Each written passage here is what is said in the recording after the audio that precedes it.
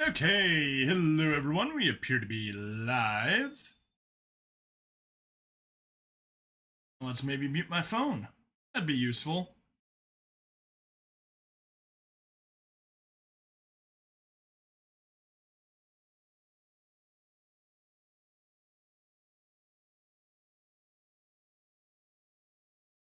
Okay. Gotta get a few things done first. Let me go dashboard. Yeah, so I was supposed to start streaming like at 2 p.m. It's 9 p.m. That's just how my day has gone today. And I can't even say that I was all that productive. It just kept being one thing after another. This happened and that happened. And it kept going. Finally, I'm here. Scheduled it for 8:30, moved it to 9. It's 9 and I'm still not ready. And yeah, Social Stream Ninja has broken Odyssey, which is so annoying. Right, so anyway, let's move 1, 2, 3, 4, and 5. That's all the chat windows moved over. Let's get over here and we can move our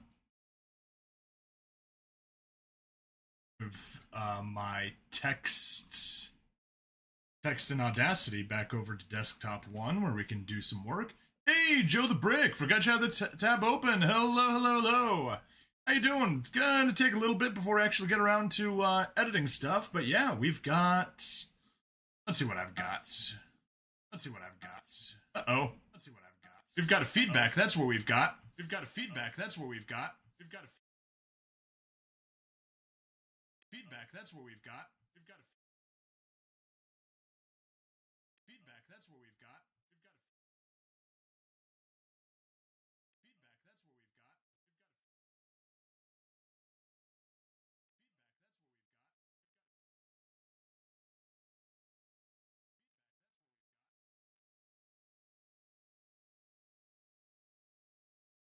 There we go. I think I got rid of the feedback. Testing, 1, 2, 3. That looks like no feedback to me. So, yep, there we go. Unmuted and remuted, and looks like feedback has been taken care of. All right, you're good. How about that? Double narration. Double kill.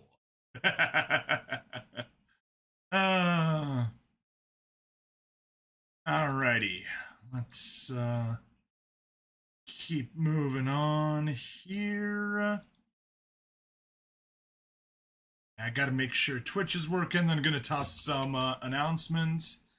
Yeah, anyway, Joe the Brick, glad you're doing good. Doing well, rather.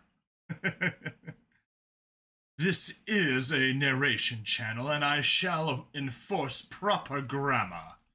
'Tis doing well, not doing good. Oh, look, a pair of scammers. Kill the spammer, kill the spammer, kill the spammer, do.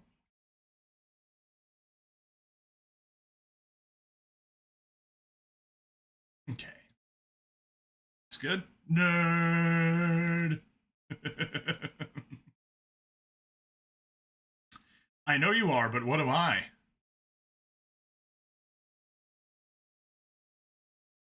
Nah, I'm totally a nerd.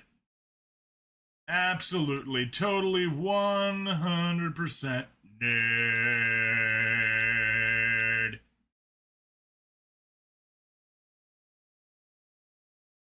Although I don't have a pocket protector, so I'm a geek. Oh, okay. You know, I never remember the difference between a nerd and a geek.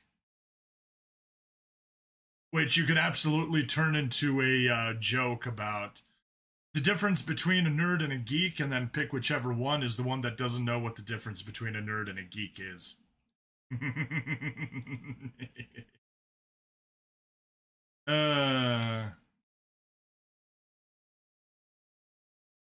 Please enlighten me. I know that there's a difference, and I know that There's that one comedian that does Venn diagrams on comedy tours that had an amazing description of what the difference between a nerd and a geek is. Yeah.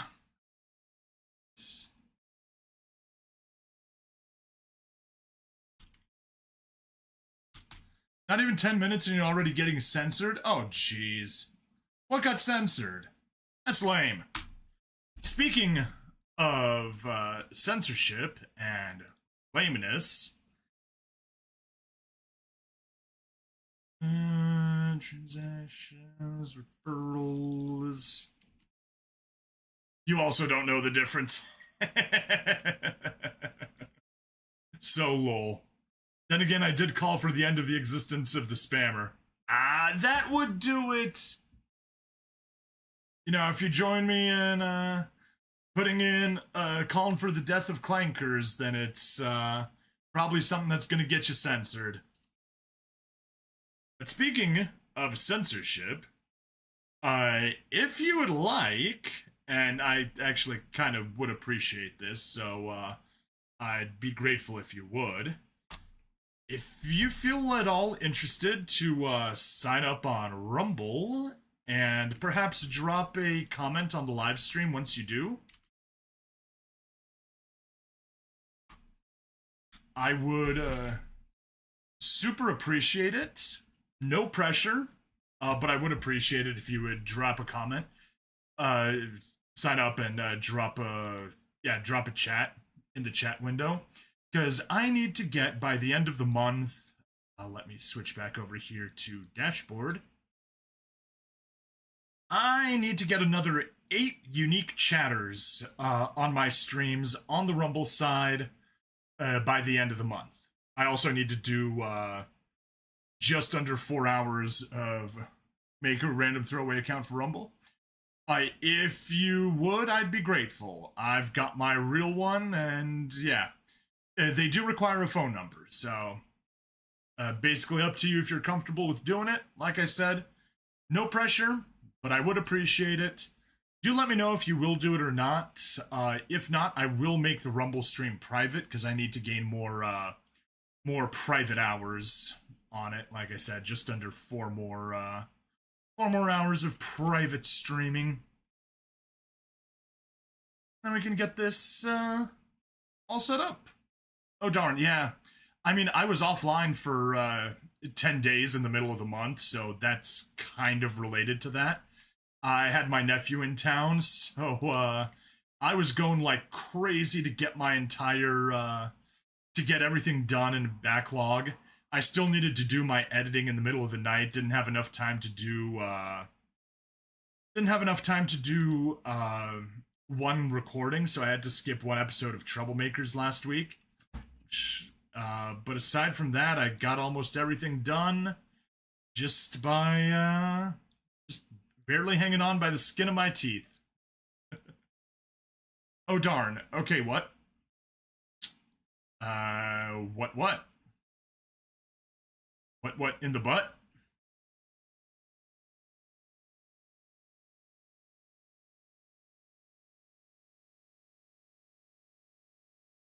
How is Joe the Brick taken already? Oh my! Well, that's unexpected.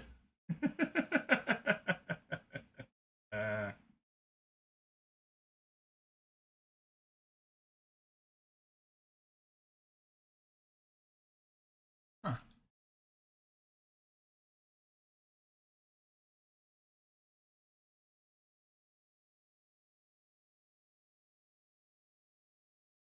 You have an impersonator. Oh my.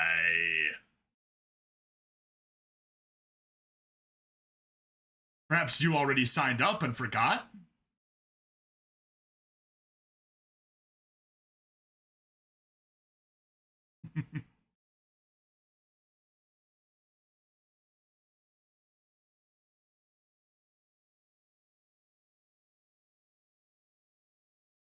I'll just close that.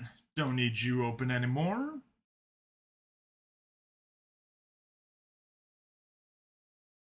Anyway, while you're doing that, I'll just take care of a quick ad read on the Rumble side. Well, do we go for the coffee? Nah, we go for Rumble itself. Let's add an element. Browser. Add. Okay. And we'll copy banner. And the width is 1920 by 1080.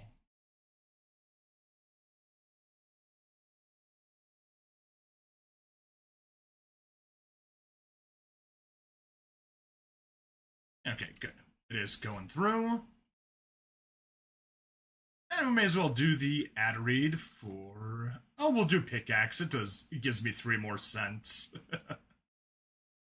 Okay, emphasize Rumble integration. Highlight that Rumble content plays directly in the feed. Can auto-post on Pickaxe beta.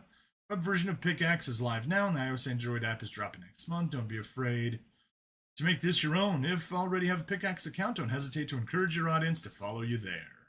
Okay, let's go ahead and do the ad read.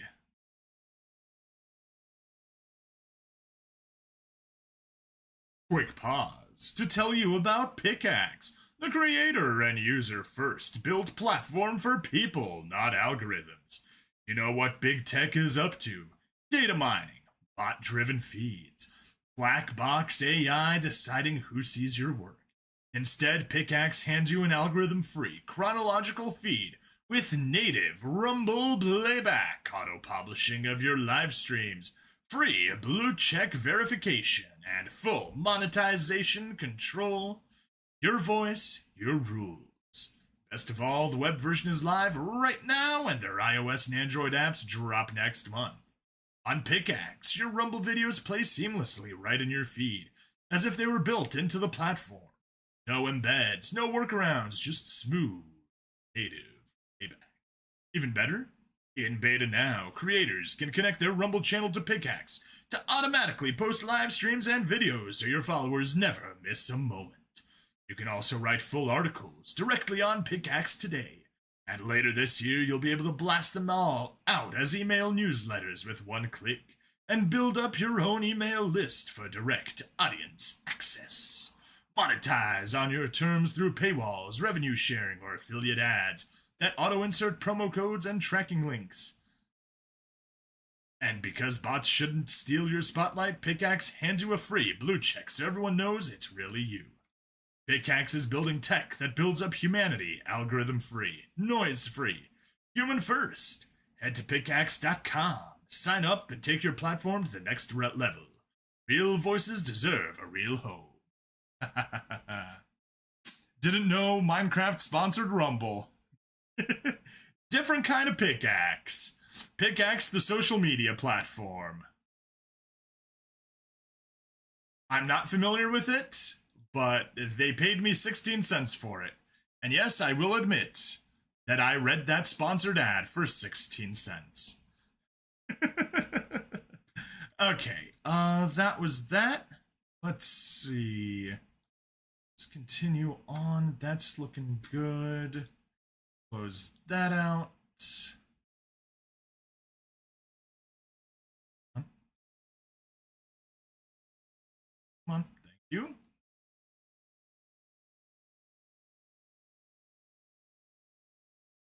Close that. And what else? Stonks! Yes. Oh, since you mentioned stonks, Wellerman parody GameStop.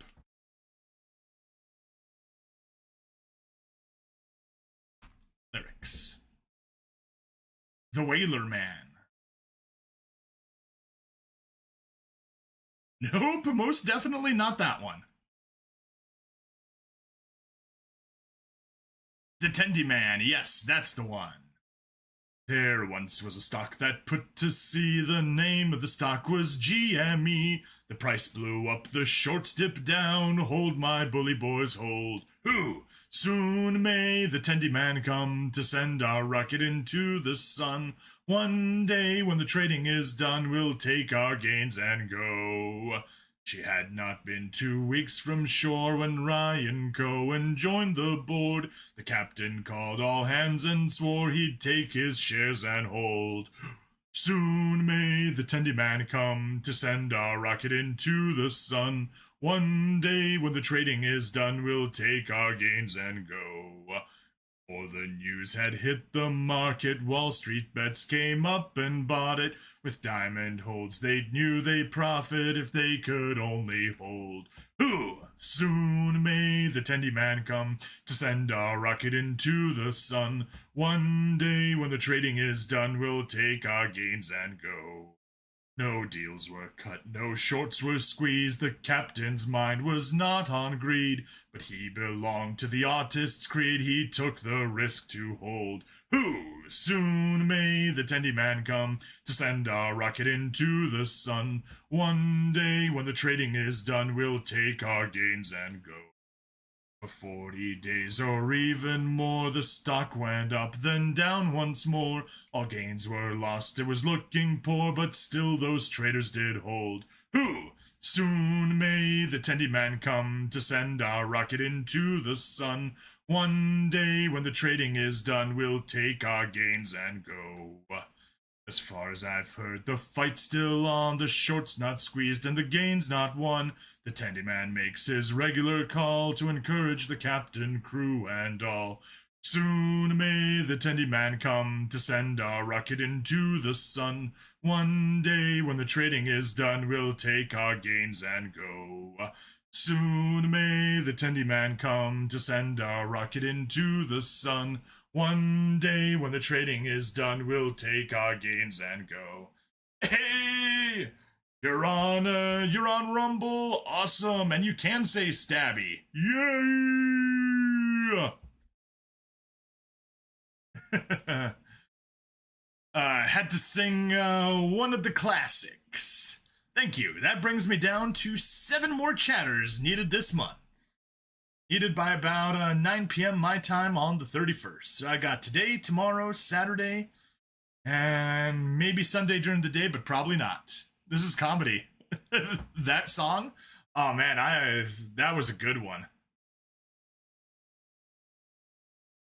Back when GME was going, it was fun. The whole story of how they were dealing with that, it was so much fun. Okay, what else shall we do? Let's pull up our shortcut. On Rumble, your stream view is delayed, your chat shows up fast. On YouTube, your chat showing up is delayed and your stream is less delayed.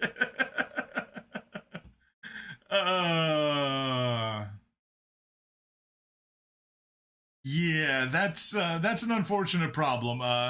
Rumble is not quite as fast. So let's go shortcut projects, narration. This was Farm Witch, right? Let me double check. Yes, that was Farm Witch. Farm Witch, and project's called Use Rumble to Talk and YouTube to Watch. That works. I have done stuff like that to multi-streamers before. Okay. Transcripts of a planetary real estate agent. That's what we'll be working on today. Start. I can get rid of my privacy screen. Where are you? Are? Oh.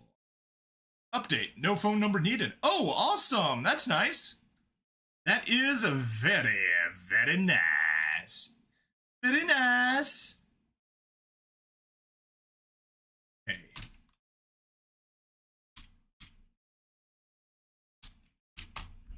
Narrations. Hubble. Audio. Do I actually have the audio exported? A transcript? I most certainly don't. And if I do, I hadn't edited it, so, delete, Control A, effect, normalize. Save, export. And that is going under one shots. If farm witch, transcript, save, export. Yeah, yo.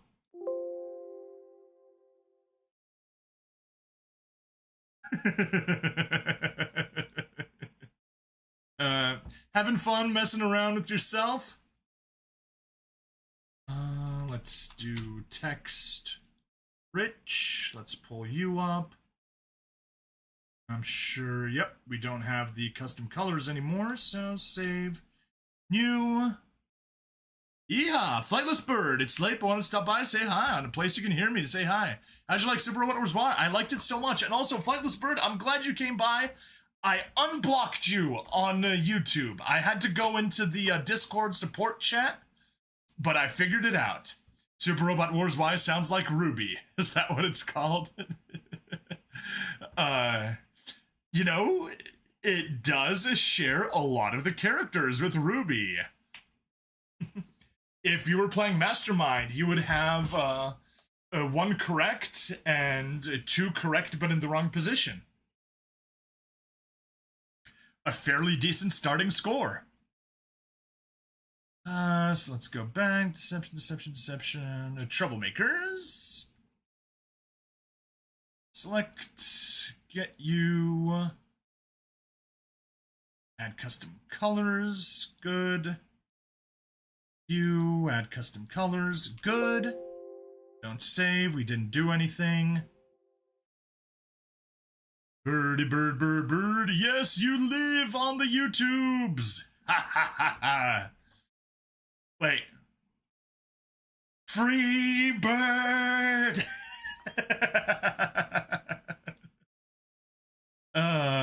Had to do it. Narrations, one shots, farm witch, transcripts, drop you there, ripple delete, and maximize. Oh, I know what I forgot to do. Thing is, sucks because I have a 12+ hour workday today and I got to be up in 6 hours, so you can't stay. No! So sad. I'll cry a tear of sadness for you.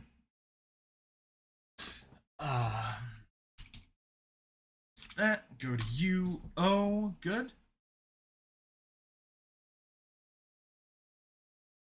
Oh, that's why. There, get you home. I should memorize this number, 1728, but I keep not memorizing it. 1728, drop you there. You accept. You accept. Oh. How do you steal his #1 spot? Because I assume because he's been chatting more in general, but that's just my theory. To the sun. One day when the trading is done, we'll take our leave and go. We'll take our gains and go. You have the same XP. Oh, you guys are both at XP cap of 75. Nice. Okay, let me get that pulled up. Transcripts of of a planetary real estate agent. I guess we get to work. There. Paste. Justify.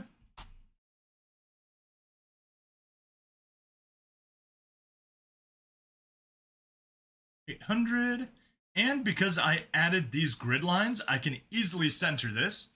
Maybe YouTube gave your top spot away as a way of saying sorry for accidentally being banned from chat. Maybe.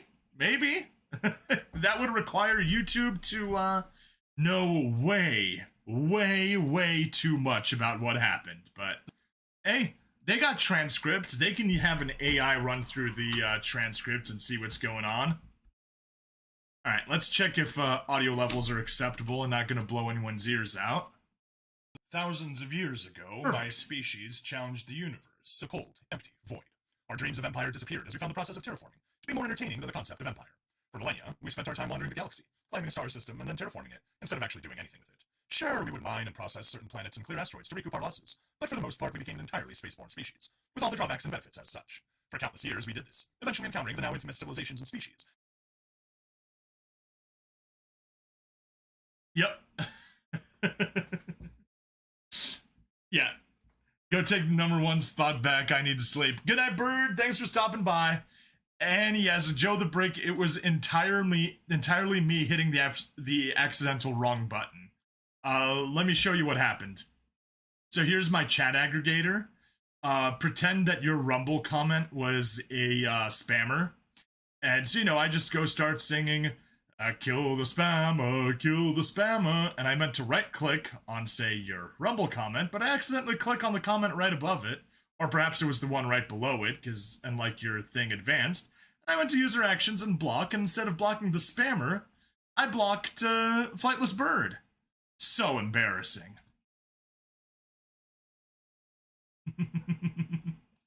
Don't do it again. I promise not to do it again. Although I will hover over it.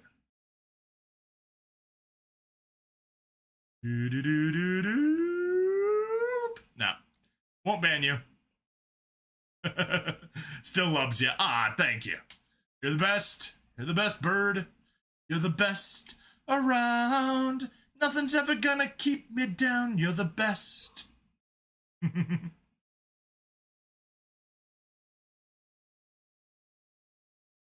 Now infamous civilization that dominate this galaxy in their own way. We mostly just ignored them and carried on. Then the Galactic Federation was formed. Wars happened. Fights broke out. Civilization existed and did what it did for over 1,000 years. Our planets and terraformed systems became coveted by every empire in the known universe. The Galactic Federation and a newfound religion declared these planets were sacred and decided to ban it from settling on them. I joined the Bird within the realm of sleep soon anyway. No worries. Do let me know when you do go, and I'll make the Rumble stream premium only. So yeah, because like I said, I do need to gain some hours on that. I want to be the very best, the best there ever was. But if you want to be the best, you need someone to, Mr. I'll make a man out of you.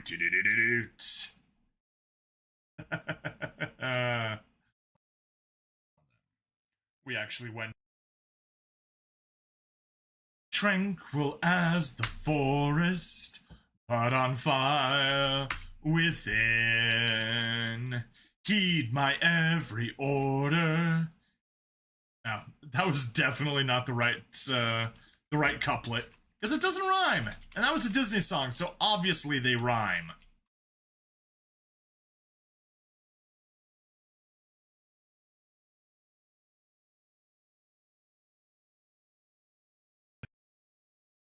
Fascinating. Fun fact, in every playthrough I do where I say, let's get down to business, you immediately say to defeat the Huns, regardless of what the story says. I love it. I love it. Although the other acceptable one would be defeating Hans. Hans gets the Flammenwerfer. The heavy Flammenwerfer.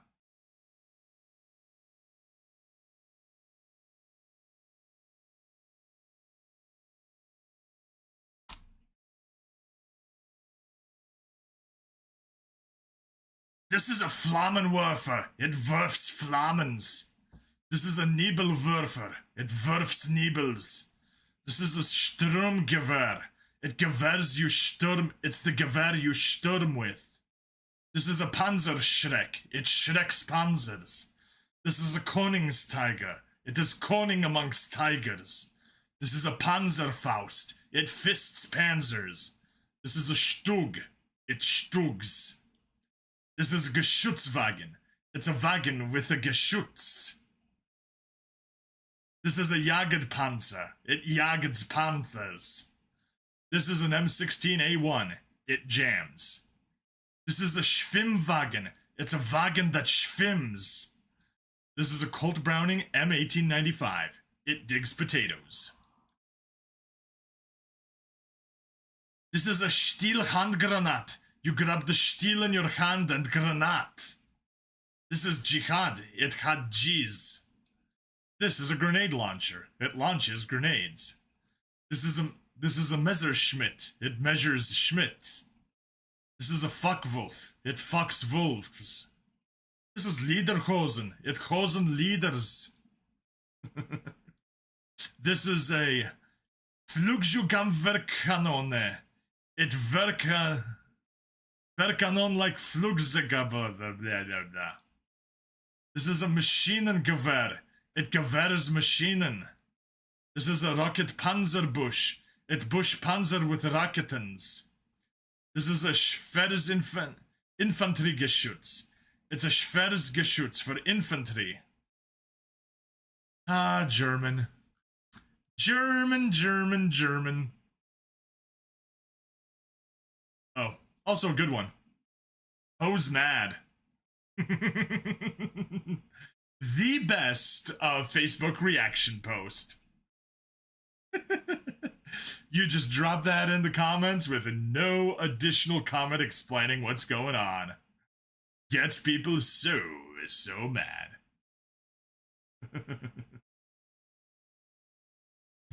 What's the what?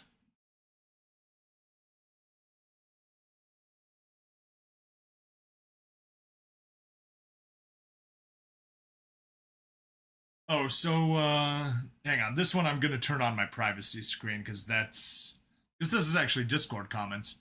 Sent that YouTube message first and the Rumble one showed up before it. Okay. This is a smoking blunted that smokes the bluntant. Alright, let me hop into Discord. Get into the Death Worlder Bar and Grill.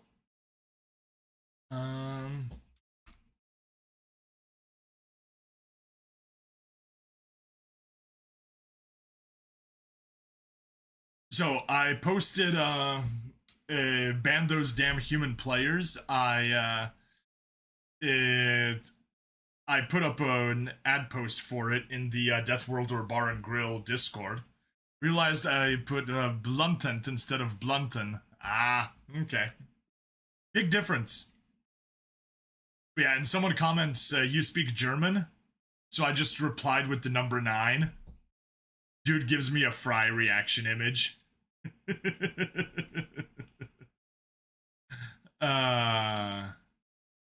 Apparently I pronounced schnitzel really well.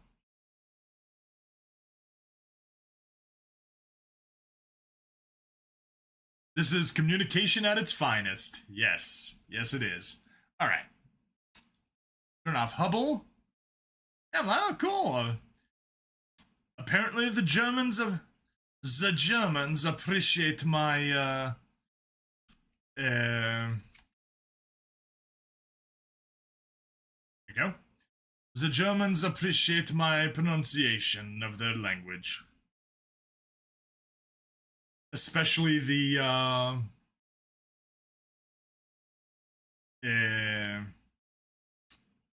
Krankenwagen. That's my favorite. Absolute favorite German word, Krankenwagen. And then when I saw Krankenhaus, I'm like, oh hey, I know exactly what a Krankenhaus is, because I know what a Krankenwagen is. The Krankenwagen takes you to the Krankenhaus. Existed and did what it did for over 1,000 years. Our planets and terraform coveted by every empire in the known universe. The Galactic Federation and a newfound religion declared these planets were sacred and decided to ban anyone from settling on them. We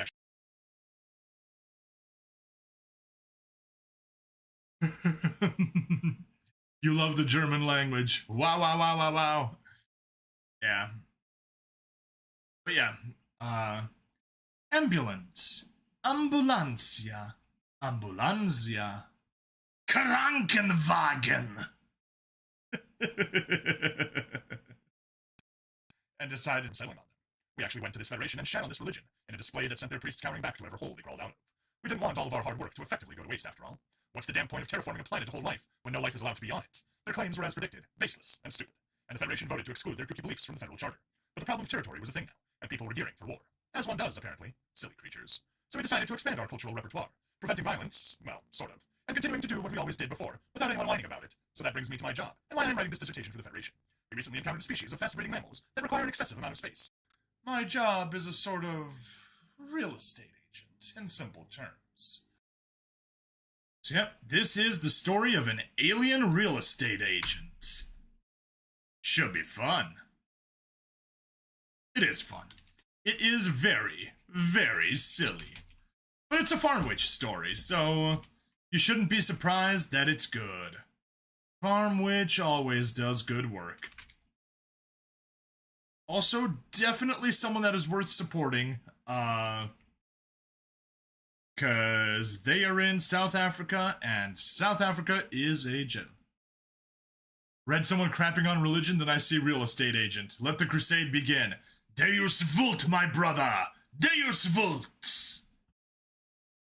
In simple terms, my duty is to catalog star systems, note how they have been terraformed, and then sell those planets to whoever wants them. I have to take note of national borders, federal jurisdictions, and local traffic. Effectively, my job is just mountains of paperwork that somehow make stupid people stop being stupid. A noble cause, I guess. But back to humans. It turns out these crazy creatures will buy any planet on the roster, including failed projects nobody else wants to touch. The terraforming process has been all but perfected. Perfection is impossible after all, and sometimes it goes wrong. These humans will buy these failed projects. Silly creatures.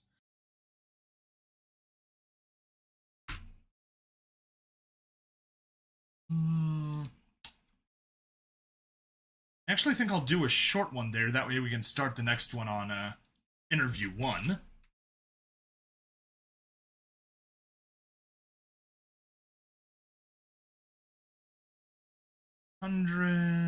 Drop you there. Projects, creatures. I've written this because humans have some proclivities we previously didn't know about, and have the potential to make some interesting waves in the galactic consciousness. Pay attention. This is information here that could lead to some interesting circumstances. What follows are transcripts of several interviews and sales conducted over the last year with these humans. All transcripts have been sent already to the Council for review. But this needs to become public knowledge.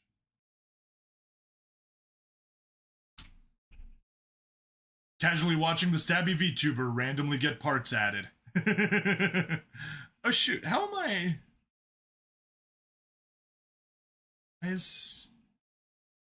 Why is random stuff getting added?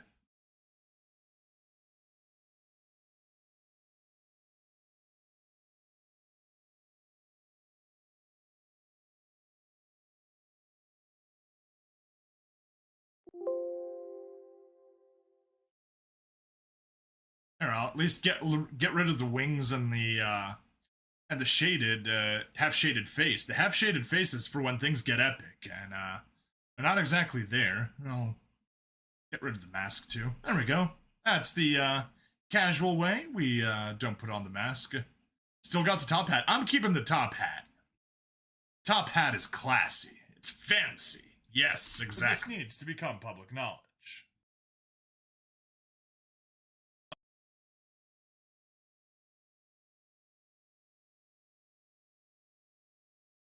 Alright, well, we already got one page.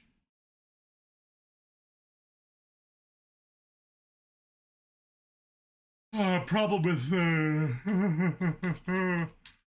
dialogue heavy sections is they go slowly.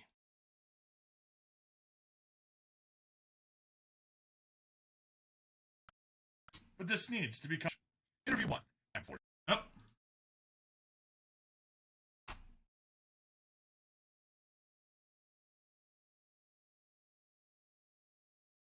Honestly, it wasn't bolded in the original, but I'm bolding it here. It looks nicer that way. But this knowledge. Interview 1, M14-D16-A7, year 220. Hi, my name is Jerry. Yours is? The human extended an appendage in an apparent gesture of goodwill. I reciprocated and got my arm shaken. Hello, my name is Bluey. I can't pronounce that. Can I just call you Blue? If it will accelerate this meeting, yes. What can I do for you? Sorry, that was, sorry, I would like to buy a planet, or a bunch of planets, or something.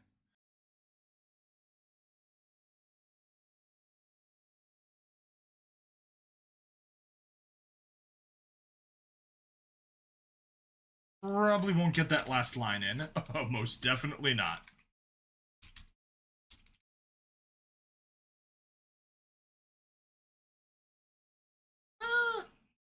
I'll just push it up to 850 and we'll make it fit. Answer me? Or human appear to be emotionally disturbed. Sensors detect an emotion called guilt. Okay, let me see. What are your preferred atmospheric conditions? Oxygen-based or other? Oxygen-based, please. Mix of oxygen and nitrogen would be preferred. I type on the computer. The human appeared to be strangely interested in what I'm doing, and tried to maneuver his head to see. We have a number of candidates available. What is your minimum comfortable temperature range? Comfortable? Well, that depends on who you ask. If you ask some guy in Alaska, he'll be happy with snow. If you ask a guy in Texas, he'll like it hot. Oh,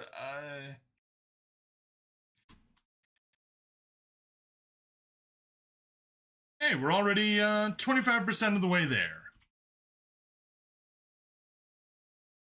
Right? Yeah. 5 minutes out of 22. We need to go a little bit. Out of 23, really.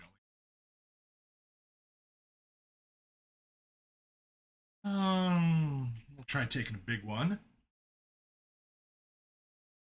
Yeah, I mean, even with me getting distracted and all that, we're still making progress. That's good. Me, the Jerry, this, me, Jerry. Me, the me, Jerry, perfect. 100, center. Like it hot. An exact number would be appreciated. The human blushed. Clearly, he was unprepared for this meeting. He procured a device from his jacket and typed into it. Apparently our minimum is between negative 40 Celsius and max is about 50 Celsius. This statement took me by surprise. I looked up from my console and blinked in shock at that. I'm sorry, what? Did you just say your minimum comfortable temperature was between freezing and boiling? Yeah, that's what the wiki article I pulled up says. But generally we prefer 0 to 30 degrees, so it says here. I'm from Mars, I like it cool. He's from Mars, so he's keeping it cool.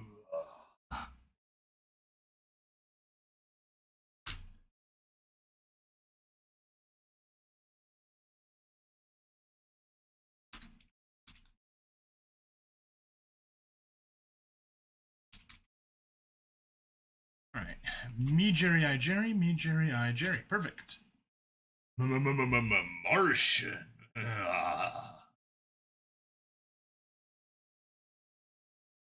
750. So it says here. Mars, I like it cool. I see. Well, that doesn't narrow our options too much. I have 280,000 candidates that fill that preference. Can we narrow it down a bit more? What climate do you prefer? And what gravity class do you prefer? Well, let me translate this into federal standard, and, gravity class is, minimum 0.5 Gs, which is class 3, and maximum is class 12, which is, 2.2 Gs. I nearly fell out of my chair. These humans can withstand the constant gravitational force of that quality for an extended period of time.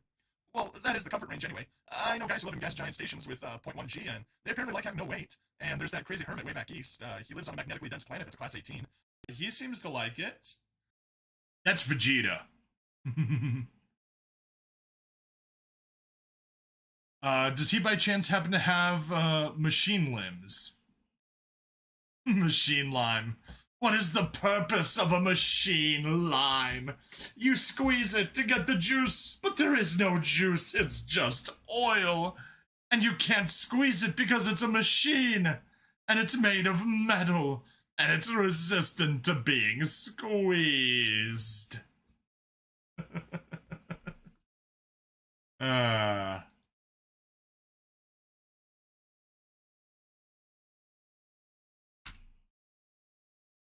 Sweet. Such evil.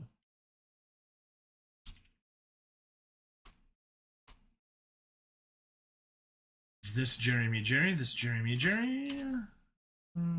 That's a question for something. Sorry, good. 700. Center. Boom, boom. He seems to like it. The statement made my brain short circuit for a few moments, and I was unable to speak for a while. The human had to wave his hand in front of my face to make my cognizance responsive again. Hello? You okay? No, I am not fine. But let us continue. What biome preference do you have? You just increase the candidate spectrum by a few 100,000. You are not making this job easy. Biome preference? I don't think we have one. Jungle, forest, temperate plains? I don't actually think we have a preference for biomes. Again, it depends on who you ask, I guess. Let me see what I can. I need to ask a question for, something. Hold on. Sorry.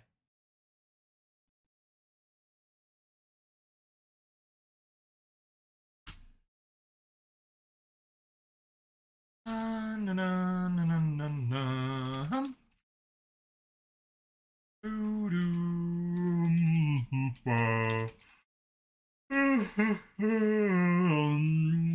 Know the Jeremy Jerry.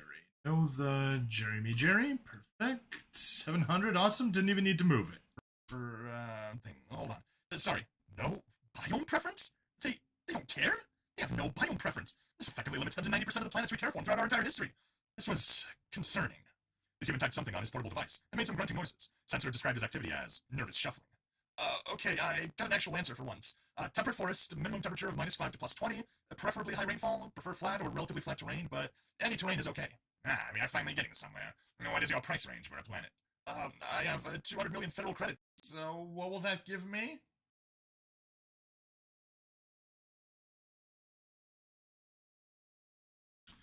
$200 million credits. This me the.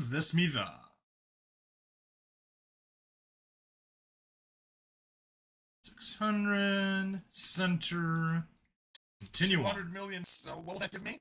This is another statement that took me by surprise. 1, the humans had that much money. And 2, the humans thought that this process was that expensive.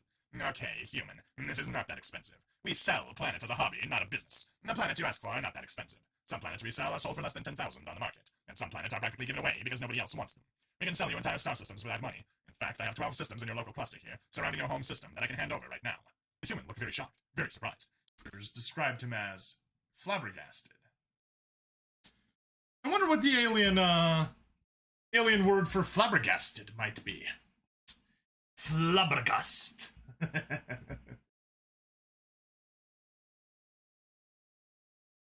You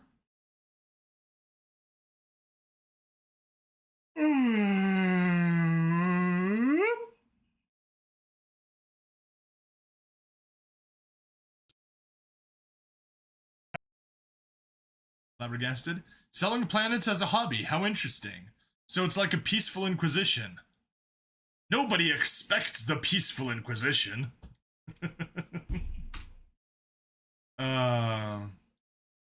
Perfect. Interview concludes.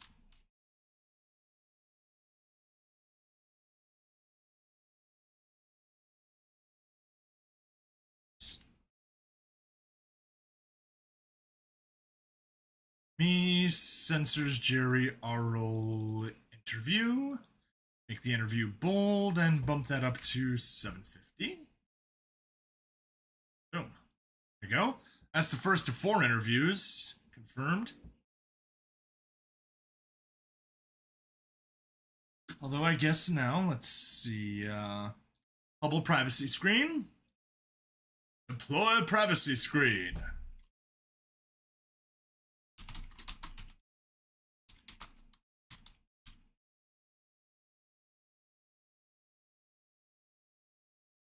Set the things up for premium, you're going to sleep. All right.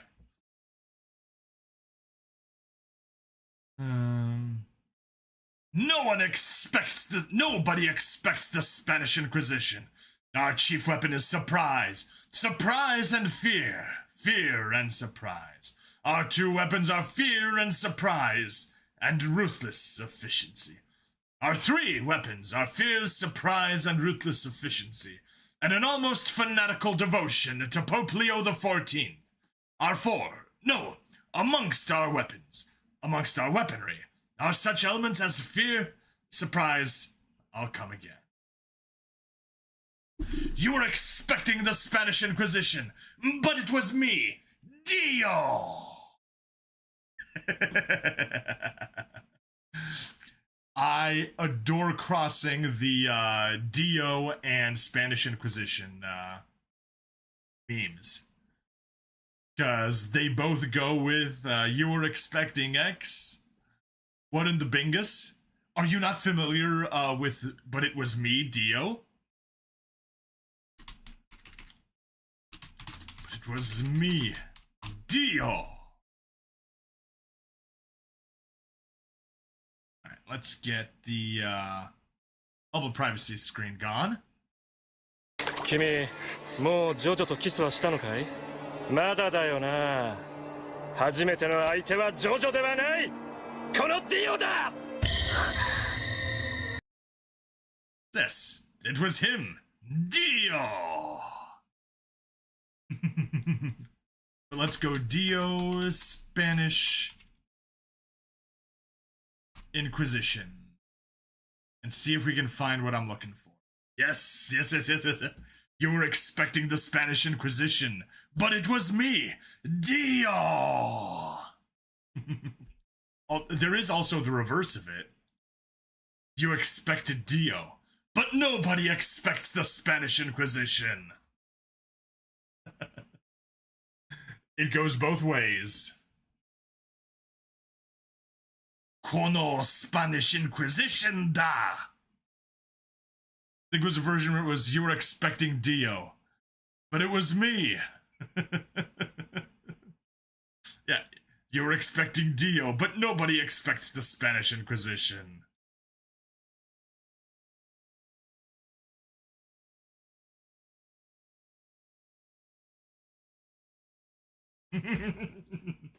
Click here to get rickrolled. You probably expected a rickroll, but nobody expects the Spanish Inquisition.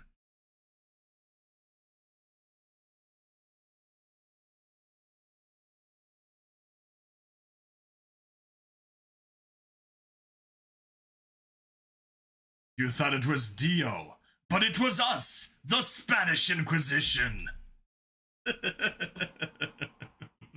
All right, go sleep, Joe. Thanks for hanging out with me. Much appreciated. I'm gonna get back to work. Work. Let's get the Hubble privacy screen going back. Minimize that. Get into here. And may you fail your work. Good night, friend, and may you fail your work. Why fail? No, don't fail. I don't like the fail. Premium. Update to premium exclusive. There we are. Troll. Darn it, you troll. I have been trolled. I've been trolled.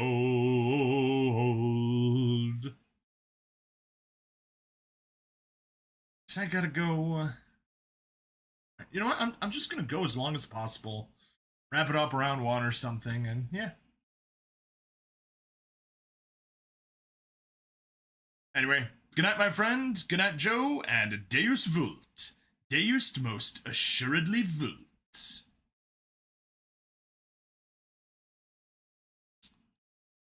Hubble, we're back here. Perfect. Described him as. To clarify, we would give these planets to whoever wanted them. The reason we charge money is for federal administration fees and border registration fees. It is not so expensive, you would need the cash to buy an entire planetary defense fleet. So that brings us to the point. For 20 million credits, I can supply you with the settlement rights to every star system within 12 light years of your solar system. Is that okay? Sensors detected signs of emotion labeled elated and surprised. I'll take it! Oral receptors overloaded from the large volume. Human was admonished for this increase in volume and warned not to do it again. Interview concludes.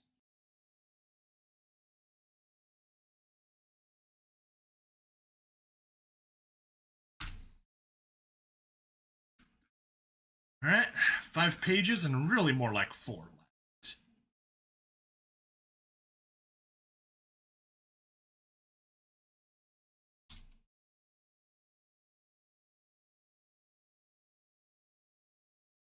That's the only one that needs bold.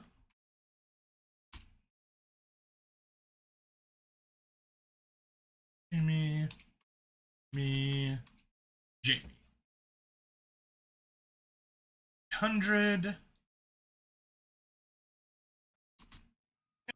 Interview 2.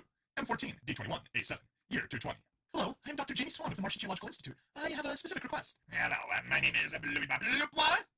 Call me Blue, I think. That will expedite things. So what can I do for you? I need a planet with oxygen, nitrogen atmosphere, high geological activity, preferably including volcanic activity, or excess tectonic activity.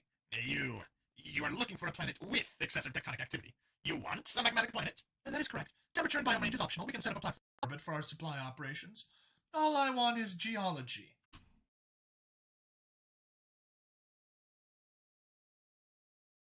And probably say to around there. Paste. Jamie, me. Jamie.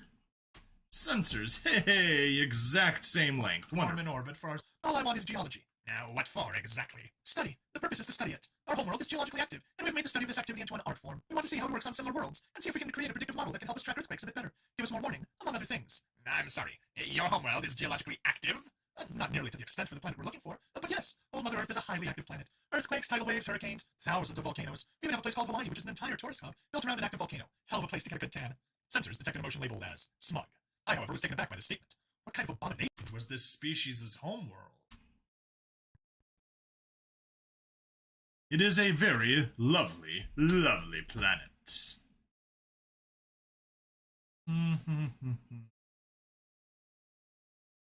Around yay far?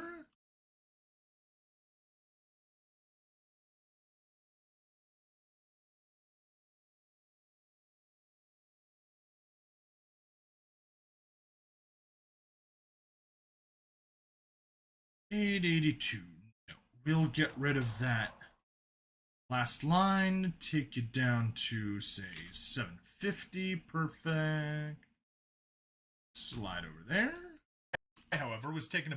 What kind of abomination was this species' homeworld? I have 283 candidates available for use that fit your criteria. The best one I can offer is a planet called BX1103L.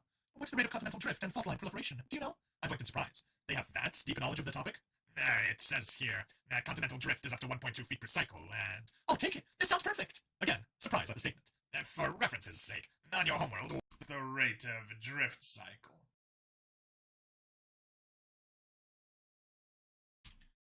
So I should have stopped there, that's fine. Sure, I'll probably need to cut that last paragraph off, but oh, maybe not, maybe not. Nope. There. Me, Jamie. Hey, perfect. Of drifts. Approximately, depending on the continent in question, 0.6 inches per year on average, so around half a galactic standard metric unit per year. I went into a state of shock. That is 3 times the galactic average for an inhabited planet. And these humans came from it? They evolved on this planet? Are you okay? You haven't said or done anything for 7 minutes. I will be fine. That will be 6,000 federal credits for administrative fees, please. Just admin fees. What about the planet itself? Hold on, wait a minute. Did you say... Nope. Gotta bump it up to 800 because the preview is not what you see is what you get. Which is super annoying. Something about Hawaii, Kano. You mean to tell me you have settlements on islands of volcanic activity? Of course. Of course we do. Why would we not? Almost done down to 3 pages.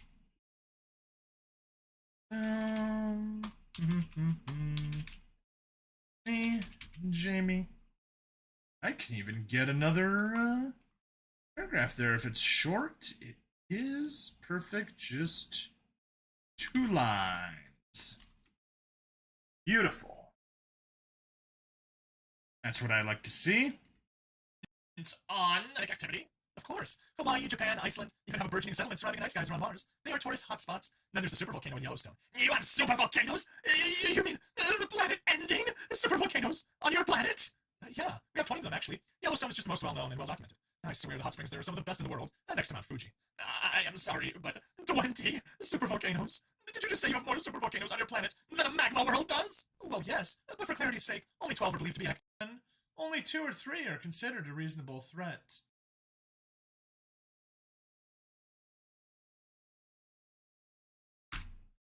Elite. Down to 3 pages. Hey.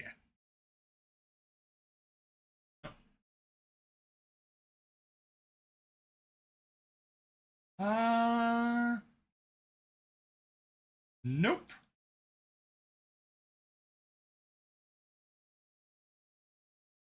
Gonna steal you over to the end. And take you down to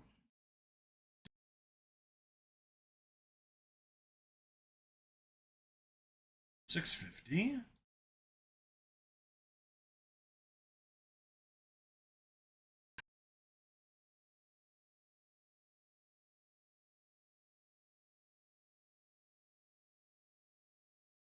Me. Me. Me, me, me, me, me, me, me, me. Me, me, me, me, me, me, me. Only 2 or 3 threat. What's this about hot springs? What's a hot spring? Pools of semi-boiling or very hot water that collect in underground streams inside volcanoes, bubble up to the surface and produce a wonderful, warm, mineral-rich water that we bathe in or sit in to relax. It's quite nice. The interview concluded as medical teams had to be dispatched. Passed out from shock.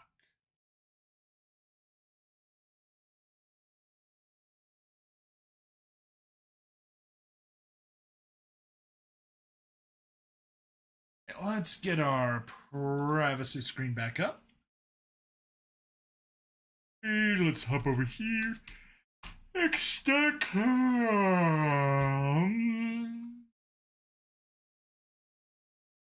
Oh, hell frickin' yes! Privacy screen off. Clarkson Farm is raising the colors.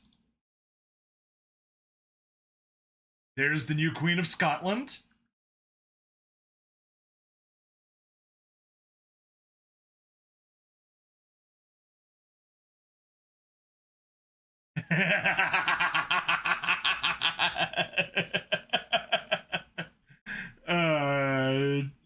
I love it.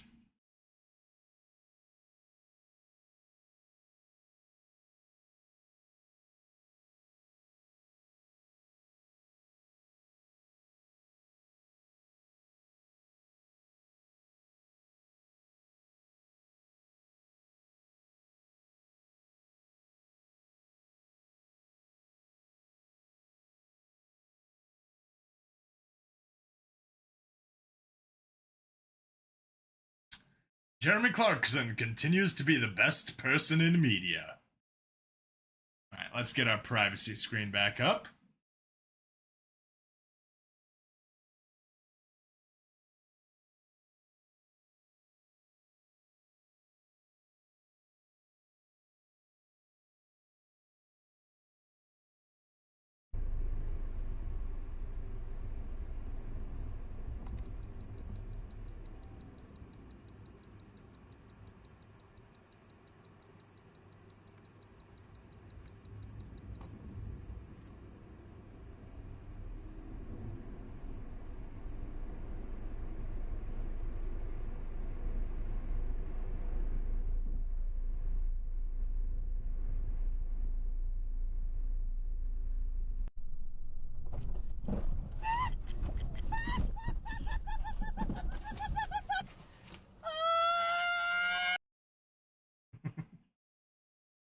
Watching a little car crash. Anyway.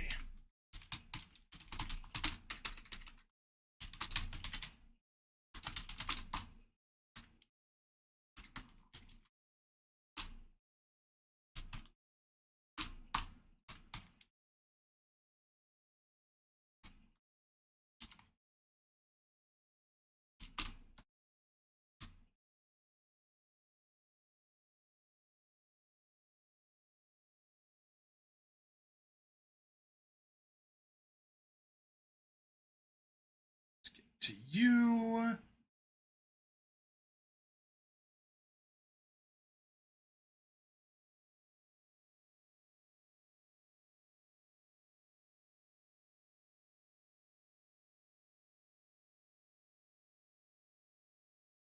It's good.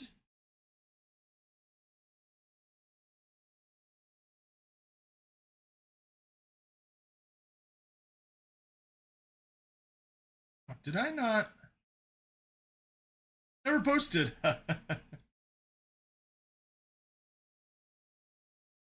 I didn't post Friday or Monday.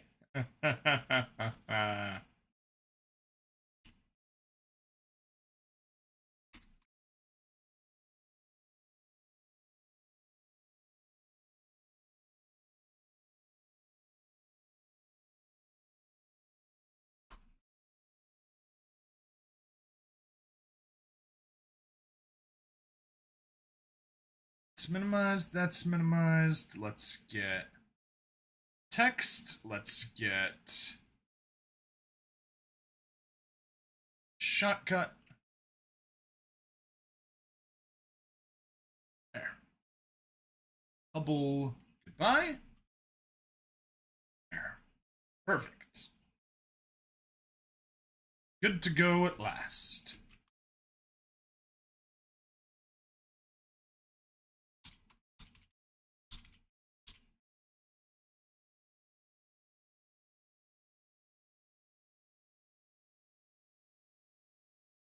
Hold 750. Be dispatched. Down from shock. Interview 3. M14. D29. A7. Year 220. Hey, name's Reggie. My name is Bluey. I'm Blue. Just call me Blue. How can I help you? High terrain deformation with maximum possible landform scale, preferably with low temperature and snowfall. Okay. Frozen Mountain World. I have a few candidates available.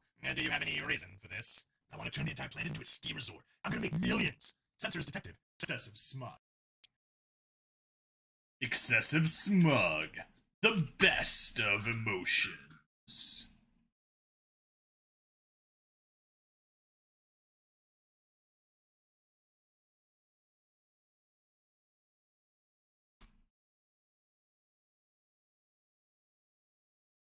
It's gonna be epic, man.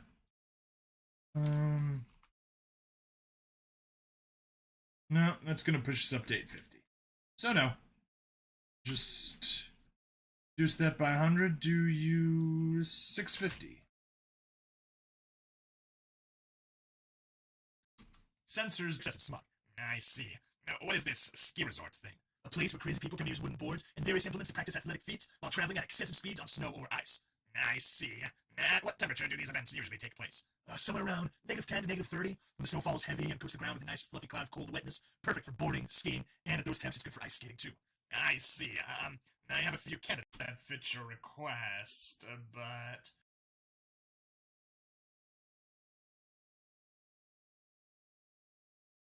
Alright, down to 2 pages!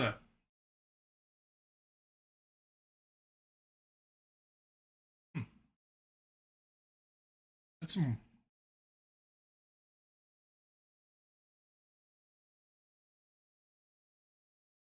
Smells like someone used too much Febreze.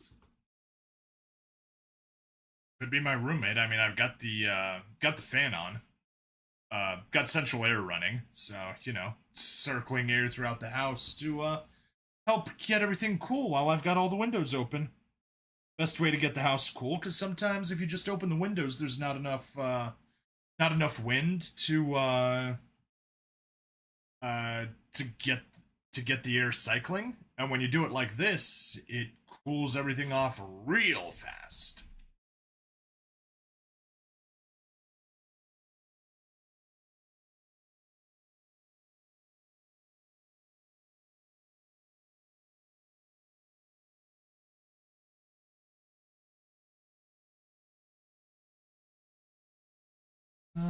There, that's good. 700. that fits your but probably can use to hold some tournaments, maybe an Arctic expedition contest or something, biannual pole race. God, that would be freaking epic. Okay, hold on a moment. What's the lowest temperature ever recorded on your planet's surface? If I recall correctly, the lowest temp we ever recorded was negative 89.2 Celsius. That was before the mega eruption of 2087, though. The lowest temp we got was at the South Pole that hit negative 102 Celsius. That was a fun day. Surprise. Shock. No word. Boom. 750. Bump it up. Surprise. No word said for 5 minutes of this revelation. I'm sorry. You said something about the magnetic poles of your planet. Out of curiosity, What is it like down there? Yes, we can see the end. The end is in sight. The end is near.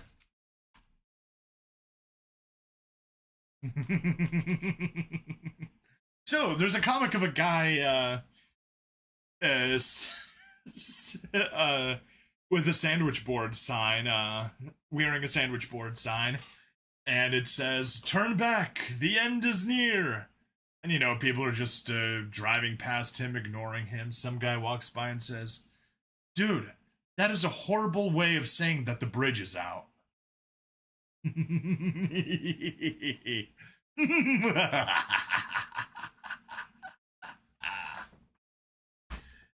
Ah. Down there. Oh, as low as -100. Sometimes with blizzards that reduce visibility to almost zero. Solid ice sheets are kilometers thick. Sometimes they crack open because of geological activity. Creates temporary canyons the size of Manhattan. Sometimes snow and ocean fills it all back in. That is absurd. How did you manage the drones to get those kinds of recordings? Drones? We didn't send drones. We didn't even know what drones were back when we sent the first expedition, dude. Back then, we had sleds and huskies to pull them through the snow. Generally, we just put on a coat and go for a walk with funny shoes. You did what? You sent people and into a place 100 degrees below freezing?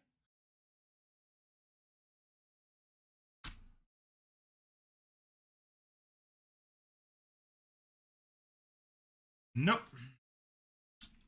Making a change once again.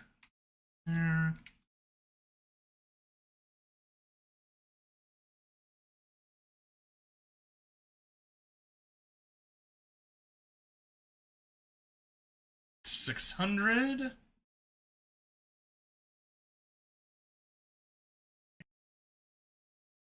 Degrees below freezing? Well, yeah.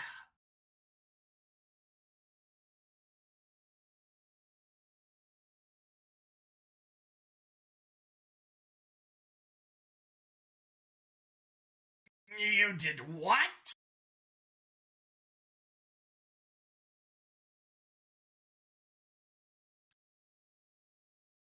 Expedition, dude. Back then, we had sleds and huskies to pull them through the snow. Generally, we just put on a coat and go for a walk with funny shoes.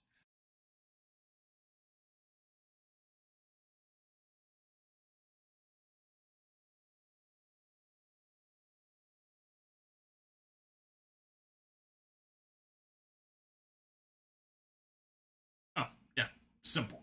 That's what we'll do.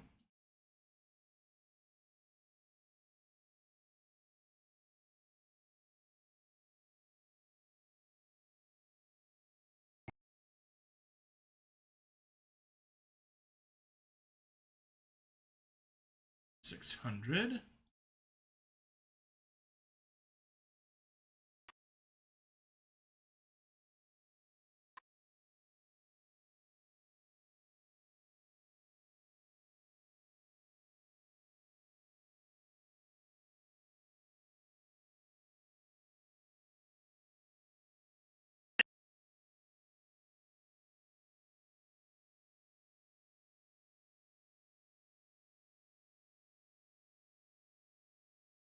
Minus 50.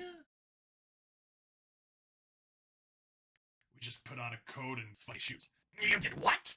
You sent people and into a place 100 degrees below freezing? Well, yeah. That's nothing compared to the crazies who live there, though. Got a few settlements and stations around the Arctic still. Kinda kooky if you ask me, but to be fair, we didn't send anyone, they volunteered. Interview terminated due to panic attack. Planet sold to human as a means To get him out of the office. Out of the office.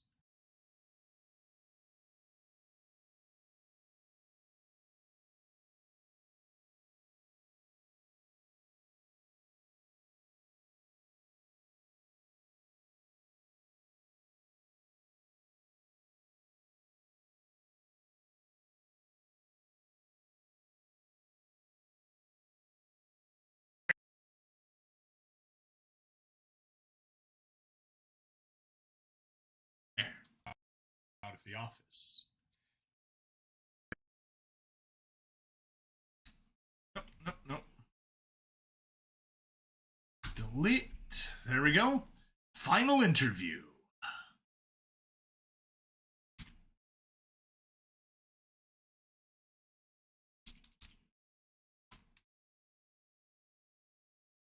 That was something. Worried that my graphics card might be going bad. That'd be bad if it was.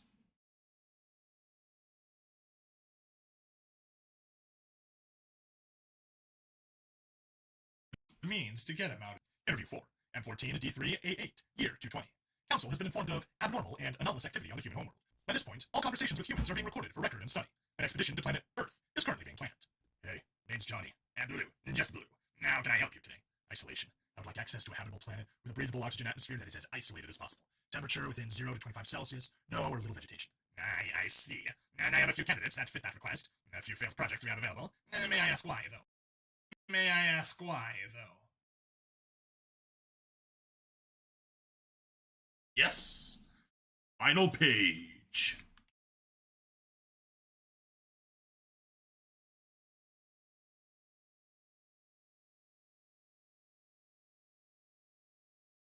Johnny me human Johnny, Johnny me human Johnny. 700, that's what I would have guessed. As I said, may I ask? As I said, isolation. I'm a brewer, a beer maker, an alcohol aficionado. I want a place all my own I can use to grow and make the perfect brew. I need to be alone so I can concentrate. Sorry, what? Alcohol. Now, what do you mean the perfect brew? Human procured a glass bottle. Glass bottle was scanned. Contained toxic substance, alcohol. Human consumes alcohol, and sensors detect satisfaction and happiness, instead of feelings of agonizing pain and horrible death. I visibly retch at the sight. Oh yeah, good old honey jack's such a good brew, but I know I can do better, you know? I need a planet, I can put bees on so I can get honey, I can grow hops and wheat, need a good bit of space to make the perfect brew. I know I can make it. I just need time and space. Interruption. So, got anything I can use? Dude needs so much isolation, he's about to buy his own planet.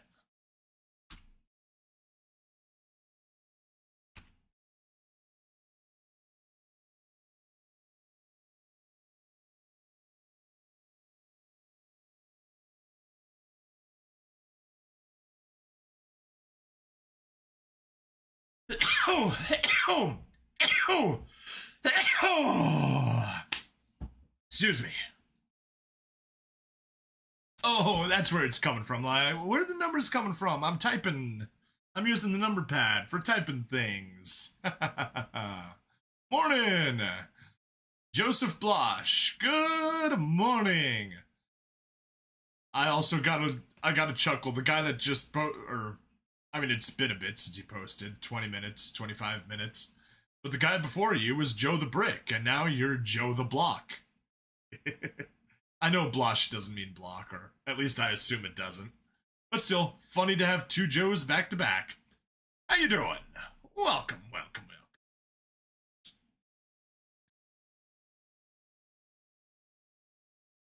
Got anything I can... I'm sorry. You want to make one of the most toxic substances in the galaxy in bulk. You want to improve it? That ain't toxic to us, bro. You ain't my market. But yeah, we want space to make the perfect brew. Wine, beer, whiskey, scotch. I want to have a whole world where I can work with some hops and shit I can crossbreed and work with. Maybe even some moonshine for fun. It's gonna be glorious. Interview concludes. Human is given planet freely to leave the office. Local authorities are informed of humans' plans, and patrols are increased. First crops appear on planet's surface 1 week after landing. The planet is declared a no-go zone by most Narration species. Some good old farm witch scribbles. Always enjoyable. Good, just nice to catch a live feed. Awesome. Yeah, it's been a while since I've done a live feed of this, but that's because I need to release this in 12 hours and 30 minutes, less for Patreon. I do it at 6, so 7.5 hours for Patreon folks. Patreon and locals. But yeah, let's get you out to 500. Set you there. Go zone by most federal. Council returned from Earth expedition in catatonic state. Humans officially declared a death world species. Earth declared a no-go zone for all Federation and Council species. Humans officially gifted all uninhabitable planets with full rights within all sentient space. Galaxy officials describe humans as barking bloody mad. Humans have no real range and temperature. Space. Galaxy officials describe humans as... I said officials instead of officially, but oh well. Barking bloody mad. Humans have no real range and temperature. Can live almost anywhere. It varies between individuals, but can sustain long-term states of habitation in nearly any environment, on the provision of oxygen and food supply. There we are. Right, and split. Remove filters, save, and render. Narration, one-shots, farm witch, transcripts. There we go. Render has begun. So I can officially go ahead and close the Audacity window. Save, close. Compacting project. And go back to here and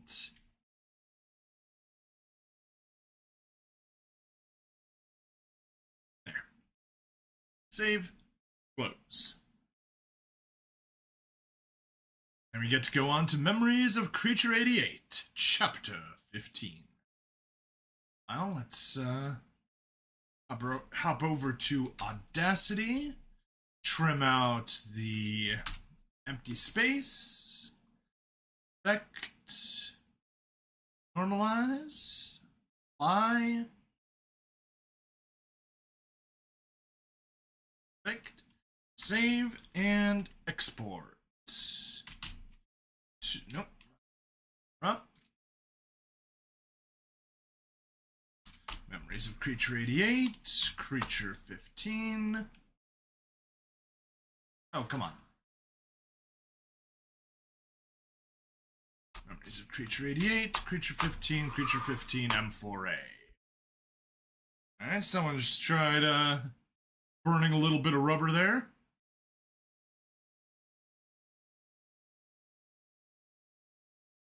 Oh. So anyway, while that's rendering, Joseph, what is, of the stories that I'm doing your favorites? Do you like the one-shots? Do you like the episodic ones? Have any preference? Any requests for Free-for-All Fridays? I always love taking viewer requests for, random Friday streams. Narration.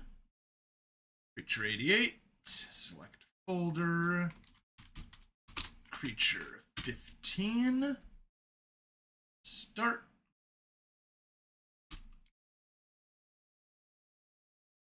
Bubble. Audio. Audio finished rendering. Audio finished. Perfect. Memories of Creature 88. Creature 15. Creature 15. City. Complete. Zoom, zoom, zoom.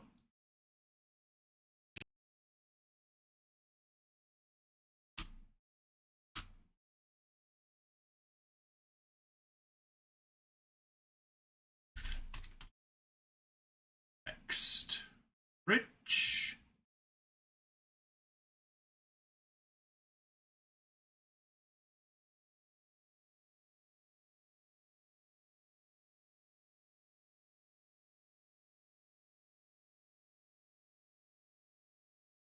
$17.28 is the rent. Yes, there we are. Like the series one, but the one-shots are still valid. Cool. Cool. Do you prefer Troublemakers or Memories of Creature 88 or some of the other series that I've done previously? Fourth Generational Warfare, Project Orion, Men with Green Faces. Sure, I've done a couple others that aren't coming to mind at the moment.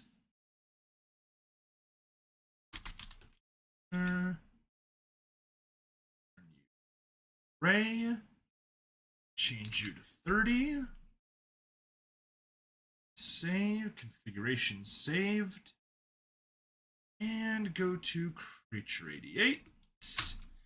Get to work. We got 11 pages of work to do.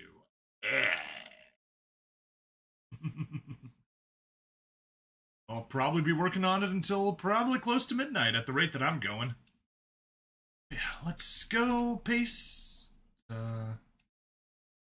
Paste. There we go. Enter. 600. Nope. 750.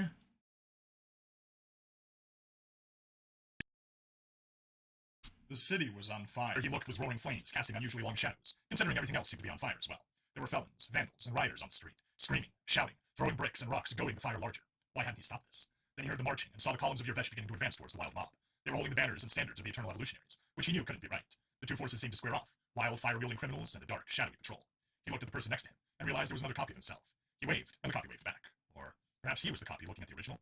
He wasn't sure. Then they looked back down at the battle that began to unfold before them. Each side began to attack the other as the lines started to blur. The dark patrol trying to extinguish the flames of the criminals, as the criminals would start ever more fires to push back. Shadow, that was the patrol.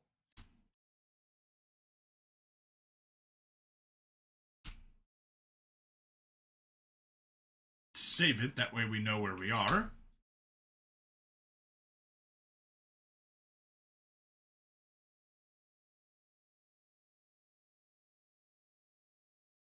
Oh, we do not have full justification. Let's fix that. Full justify. There we go. We gotta look professional.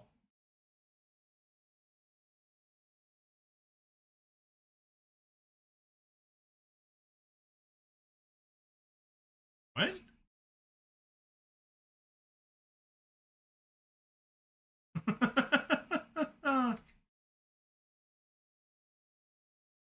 Okay.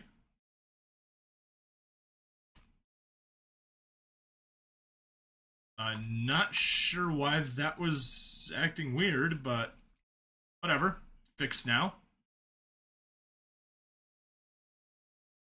Creature 88 is your recent binge. Awesome. Well, you get a preview. It's going to be coming out Monday, but you get to listen to it, admittedly with breaks and at 2 times speed. Watching Troublemakers to catch up. Okay, cool. Cool.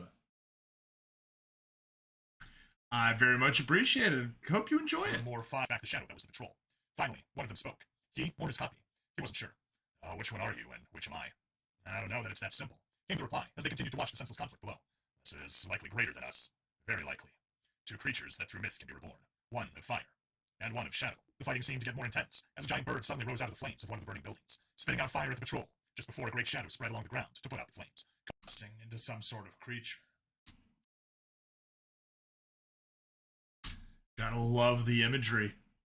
Have you watched read Memories of Creature 88 or listened to someone else narrate it? If so, I would politely ask for no spoilers because chapter 15 is literally as far as I've gotten. Haven't gotten any further than this. 750, perfect. Out the flames, into some sort of creature. The phoenix, and the shade. No, that one wasn't centered. That's why. Along the ground, coalescing into some sort of creature. The phoenix, and the shade. The struggle below became less defined along lines, as each side seemed to splinter, until there was close combat everywhere in the square below them. Darkness and light lingered one of them. But the flames don't just illuminate, they burn, and without the fires, the shadows wouldn't be so intense. They nodded. What happens if we let them simply fight it out? There was an explosion below, but they couldn't tell if it hit either side.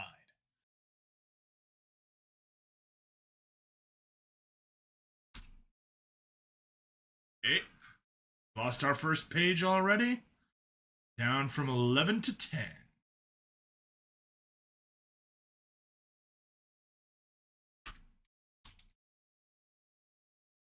First I've heard of it outside of YouTube, honestly. Nice. Okay, cool. This is apparently one of the classics of the HFY series. It's 10 years old, but apparently it comes highly recommended. And I mean, I'm just, 1/3 of the way through, and man, is it good. Like, it is keeping me, in my seat waiting to see what happens next. And I'm kind of forcing myself not to get spoiled.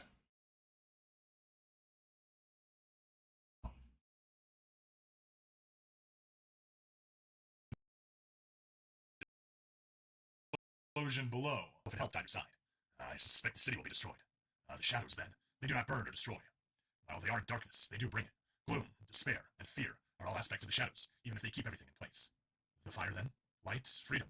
They watched the phoenix fly overhead, smashing into a building to bring it down on some of the dark Yervesh. Destruction, chaos. They were silent for a while as they watched. I suspect harmony is the key. But harmony cannot be possible with these two, can it? There is always strife, struggle, One wishes to consume the other, and as one grows strong, so does the other, for they are never without the opposite. Yin yang, baby. Ooh, 2 lines.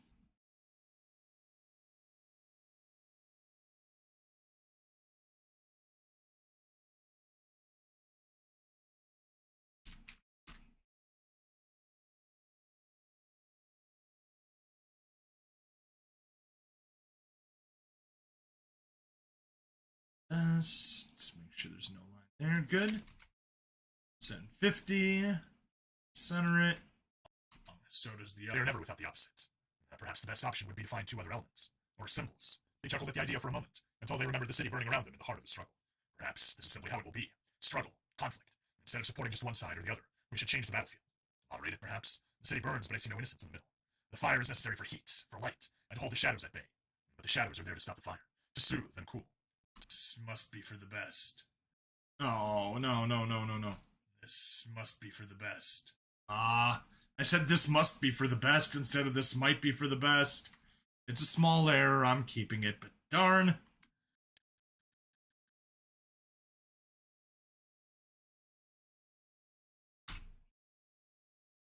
Yeah, 9 pages.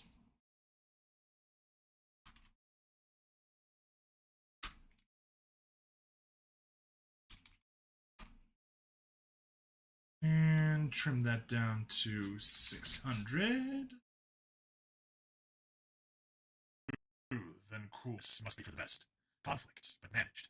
Managed, but not romanticized. They nodded, as they watched the struggle begin to slow and grow smaller, as the smoke cleared from the sky, and they could see the 2 snakes eating one another's tail.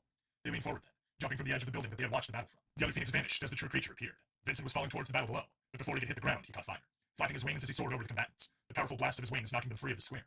He began to extinguish the fires as he flew over them, until the Safe once more.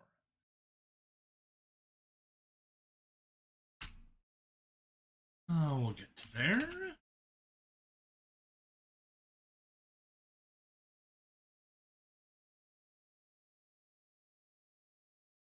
$700. the fires as he until the city was safe once more. He could see the citizens return, going back to their lives as he continued to fly above them, circling to make sure the only fire that remained was his own. And he was always accompanied by his shadow on the ground beneath him. It was a good feeling, a very good feeling indeed. He began to fly through the buildings then, watching over the city. There was a small gap between 2 massive structures before him, and he quickly rolled sideways to fit, which was when he rolled off his bed onto the floor. Ah, fuck! He grumbled, twisted up in his sheets as he struggled to get free. Once he began to unwind the sheets, he tossed them onto his bed and stood up, realizing he was still in his pants. He stretched and yawned for a moment as he ran a hand through his hair, and worked to wake up. What had he been dreaming about? Flying around the city or something? He kind of remembered something about flames and smoke, but couldn't really hold on to the thoughts. It hadn't been a nightmare, though. Which was nice.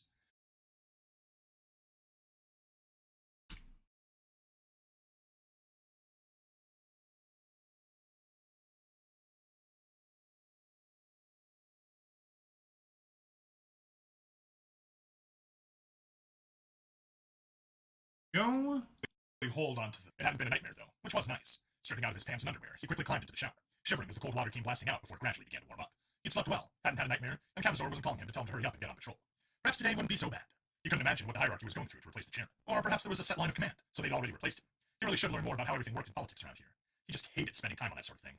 Once he was done with the shower, he quickly dried off and got dressed once more, before walking out into the kitchen. When he opened the fridge, though, he looked around for a moment and closed it again, before walking over to his comm screen and giving Cavazor a call. It took a moment before the Irvesh came up on screen. Creature 88, you haven't synced yet. Haven't synced yet. Yep, no sync.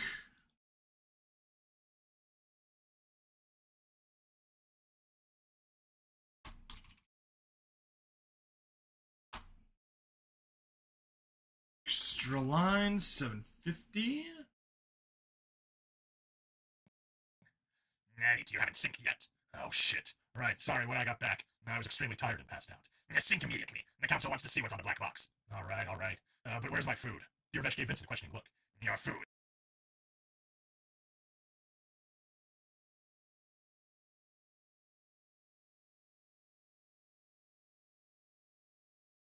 At 800, I guess. Right.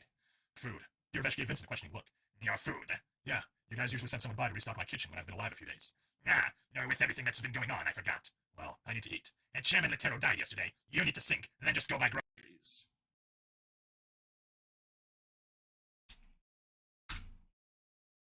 Oh, good. Down to 8. Just 2 blocks. Perfect. 3 blocks. I've what as? Ooh, and it's even the exact same number of lines as the last one. Died yesterday. Always love that one. Then just go buy groceries. I've never gone shopping. I still don't know most of the food you guys eat and what makes me sick. What makes you think letting me go shopping would be a good idea?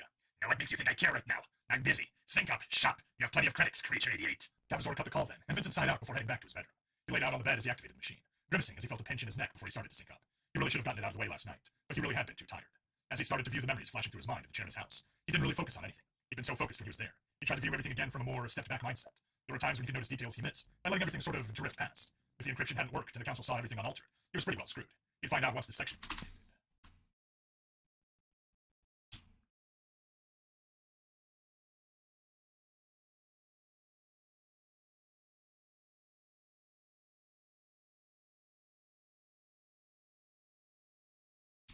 Paste. Gecko. I need to actually shorten you up. 650. And get you down. Saw everything on... He was pretty well screwed. He'd find out once this section got updated. Overall, he didn't see anything new as he looked back through his investigation, which wasn't too surprising. When he was climbing into bed to go to sleep, though, he had a strange echo he got at times, by seeming to take up the same spot, but in one view, through the memory, was blackness, and the other being his current state staring up at the ceiling. Did they record his dreams? He suddenly realized that he had no idea if they could watch what he saw in his dreams. He'd have to ask Mox Academics, even though he was loath to be around that freaky gecko again. Either way, the memories were soon synced since it sped through his sleeping time much more quickly, before he was disconnected and got up, heading for the door. He paused and looked at the entrance to his armory, but realized he didn't actually need his mask or his gear, since he was just going to buy groceries. He kept his magnum holstered, of course. But other than that, he figured he was alright. 8A, down to page 7, or 7 pages left, rather.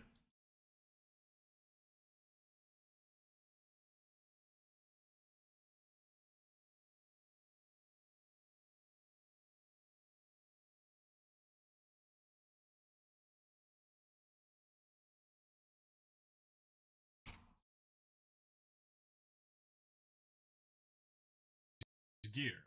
Buy groceries. He kept his magnum holstered, of course, but other than that, he figured he was alright. Stepping out into the hallway was a little strange as well, and every step away from his apartment without mask or any kind of combat harness made him feel more and more uneasy, until he finally just shook his head and pressed on to the lift. When the Xenos inside saw him, they were a little confused. Most of them had seen him at some point on his way to a patrol in full gear, but now they were seeing his face, and he didn't have anything else. Even so, they edged away from him.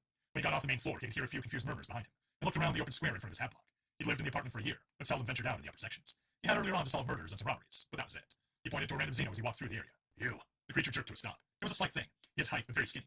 3 small arms that began to fill nervously as he approached. I didn't do anything illegal.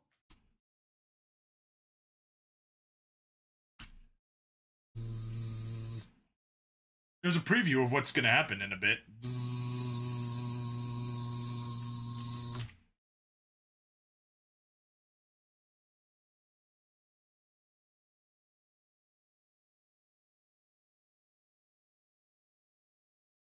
980 is too much. Stopping at grocer. He's grocer. Because he's not the grossest, but he's more gross than just gross.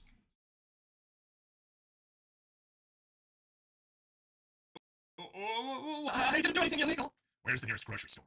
The creature blinked in confusion for a moment. Right over there? 3 hands pointed past him to a store halfway down his hat. Thanks, citizen. Vincent said, and walked off, leaving the confused Xeno behind. As he approached the grocery store, he scoffed immediately. There were sections outside of various fruits, or some sort of produce at the very least, but a number of them were empty, and it looked like they'd slacked off on properly cleaning the sidewalk in front of the store. Did no one teach the employees here how to manage a respectable grocer? Yeah, definitely kind of gross.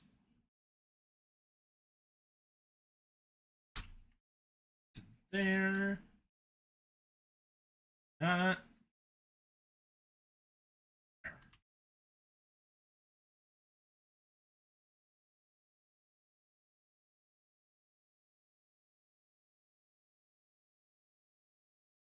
$750, boom. off on properly from the store. Did no one teach the employees here how to properly manage a respectable grocer? As he walked inside, he saw a big line of checkout stands, but only 3 of them seemed to have people working at them. He hated that about big stores. What was the point of having so many stands if you would only keep a few open? He shook his head and picked up a basket. As he started to wander through the store, Well, he could read the writing on the various products. They use different names for most things, so he always had trouble figuring out what he could eat, especially since not all food could be eaten by all species of the Union. He saw a little scanning device on the end of each row with some writing on them. Unsure if you can eat a product? Scan it and find out. Well, perhaps this shopping trip wouldn't be as hard as he thought. He grabbed a can of something random off a shelf and scanned it. The little screen just flashed. Unknown species! Food safety not verified! He scowled and put the can back on the shelf. Looking over the aisle, he rubbed his chin, trying to figure out where to start. Maybe they had eggs? Had to be pretty similar, right?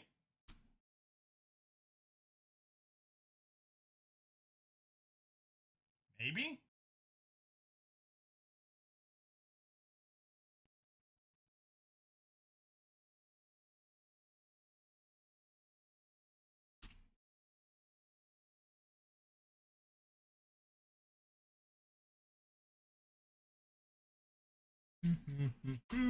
Go there.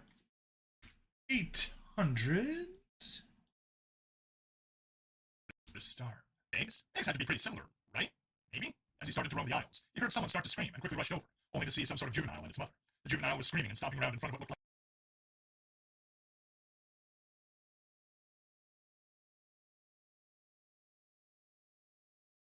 Copy, and let's try that again.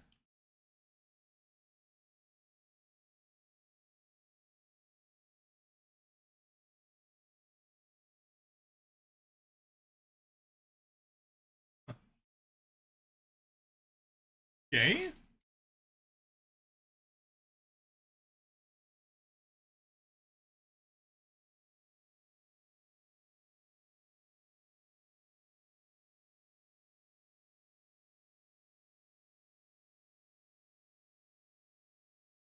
What the frick?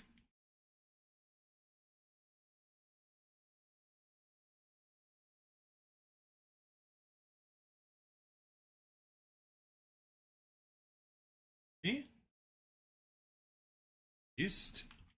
Why?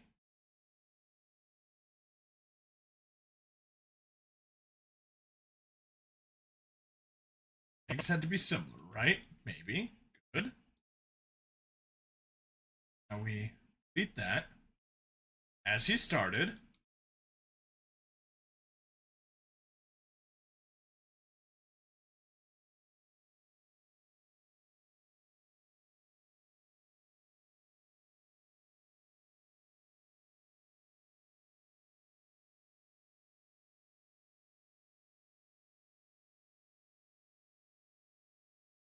Beat that. Now I think we got that fixed.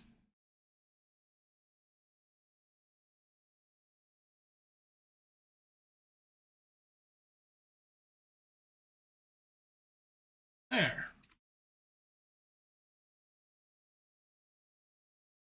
That's actually correct this time.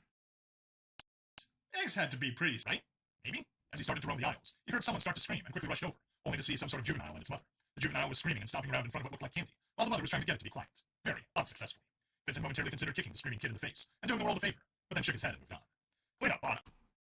Talk about intrusive thoughts, randomly just thinking about kicking a screaming kid in the face. You are a, testament to the patrol, Creature 88. But then clean up on aisle 3. Clean up, aisle 3. He shook his head as he heard that. Did they actually announce that over the PA still? No code words or anything? Just let everyone know there's a big old mess? Amateur hour. As he walked down one of the aisles, he found bags of flour and sugar, but he didn't see cake mixes or other baking goods. They had pastries. Locke had given him some, so he figured they likely had something like cake mixes. Why not keep them together? In fact, as he read the little signs over the aisles, he couldn't discern any rhyme or reason to why things were placed where they were. They had milk on the other side of the store from the eggs and juice. They had 2 different refrigerated sections. Who the hell designed this place?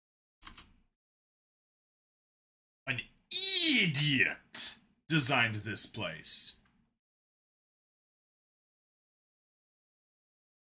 An absolute, genuine idiot. An imbecile. Mop. Okay. You're an uncle in real life, you feel its pain. Me too, Joseph. I got 2 absolutely adorable little nieces. One of them is 1-year-old, the other's 2.5. They are so cute and adorable.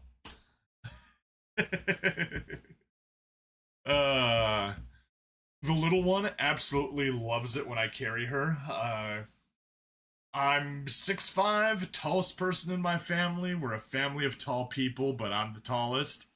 She loves it when I carry her and pick her up, because I don't just get her up high, I get her real high, like almost at my shoulders. So, she's seeing the world from way up top. She's got no fear of heights.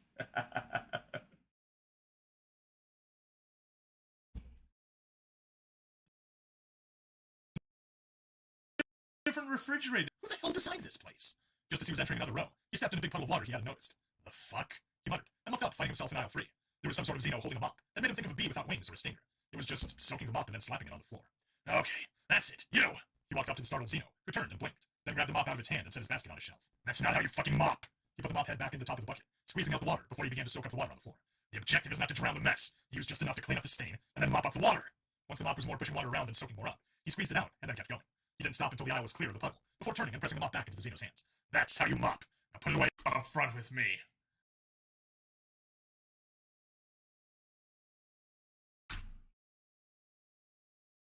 Oh, fine, I'm gonna cheat. Yay! There we go, down to 5.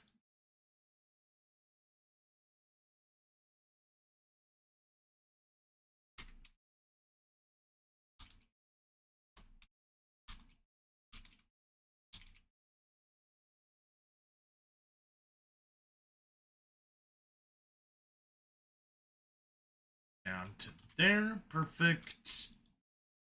That's how you mop. Why come up front with me?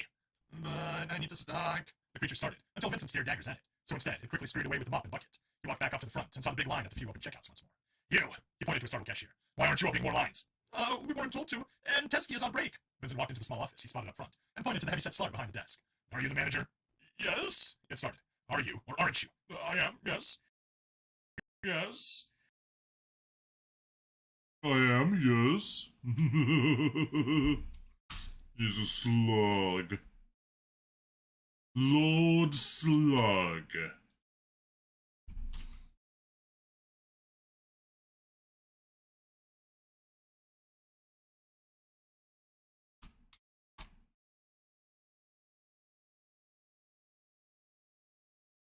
Can yes get number this? Can yes get number this? Perfect. Take it down to 750.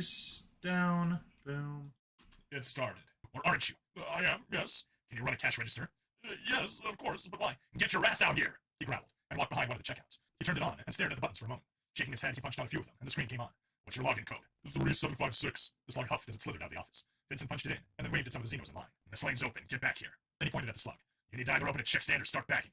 It stared at him in confusion, before slithering into another checkout stand. He saw the wingless bee return and pointed to the slug. Bag for him.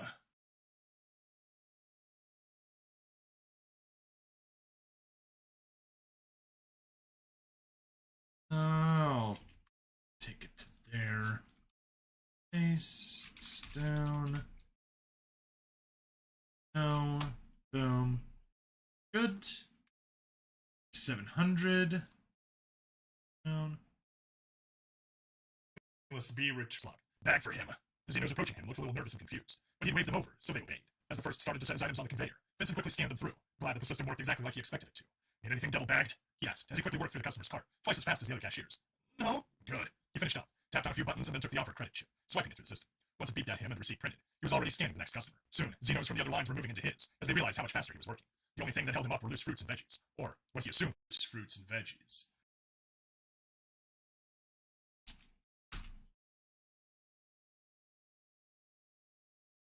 Let's copy to about there. Slug, get you down to 650. Drop.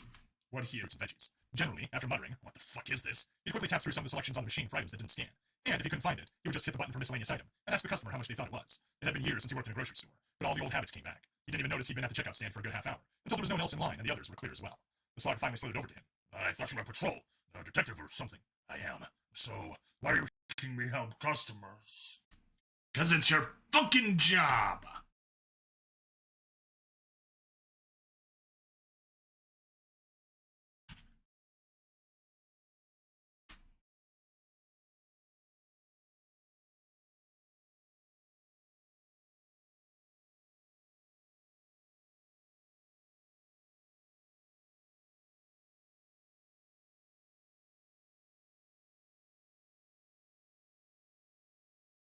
Bit of a big one, but that's fine. We can have a big one once in a while. Something. I am. So, why are you here making me help customers? Because there were long lines. What's wrong with you? You have all these open checkout stands, but only a few open, and people were clearly waiting.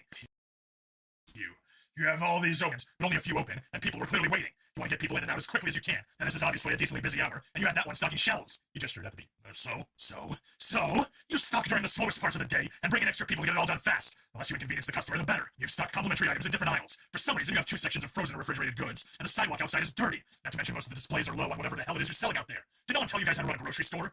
The various Xeno employees were just staring at him. The slug slithered into his office, and then came back out with the data slate he was writing on. Plenty other pointers. He looked at Vincent, who popped it and then nodded. And we now play Grocery Store Simulator 2025. Oh, hey, we're down 4 pages already. Nice. This is going fast.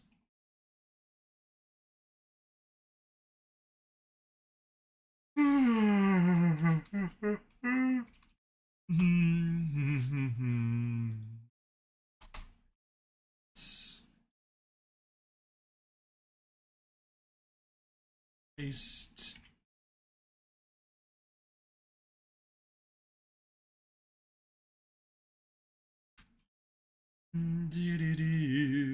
I've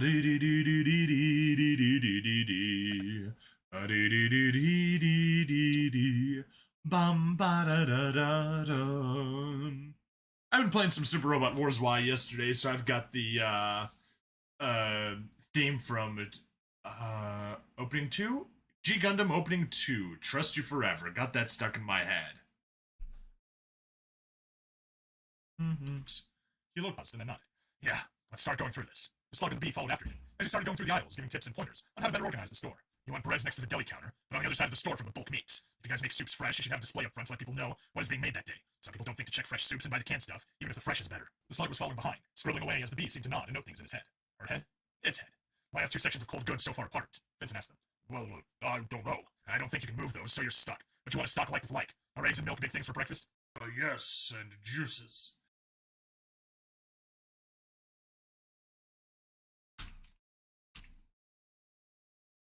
Okay, down to 3 pages.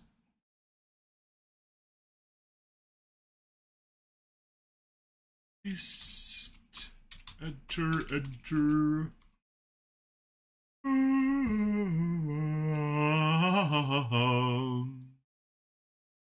700, perfect. That's a number I like. We're almost at 20 minutes already. Oh, yes, and juices. You want those at the back of the store. But then people will have to walk further, and they have to walk through all the other things you have to offer, which might remind them they need something else. The slug nodded, and jumped.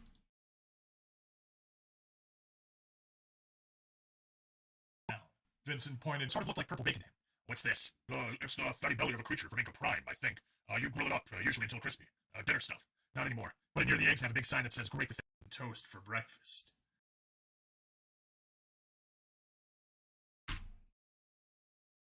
Dude just invented Xeno Bacon.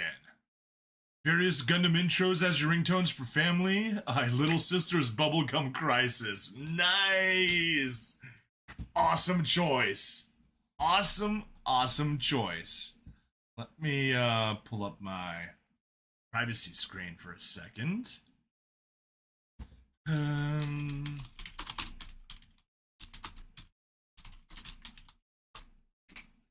Tonight, a hurricane.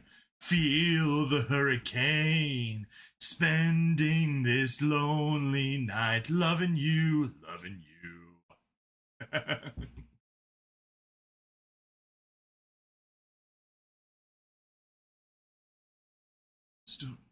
Spinning in the lonely night, elusive dreams, memories of yesterday.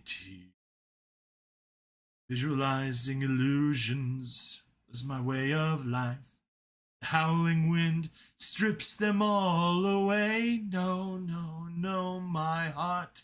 Big city, standing here, we're heart to heart. Children lost, seeking love out in the dark. Big city, still surviving day by day. Will you ever ease the pain? Tears won't take away, tears won't take away. Tonight, a hurricane. Feel the hurricane. Spending this lonely night, loving you, loving you. Tonight, a hurricane. Touch me, hurricane. Show me your love with your touch. Morning touch.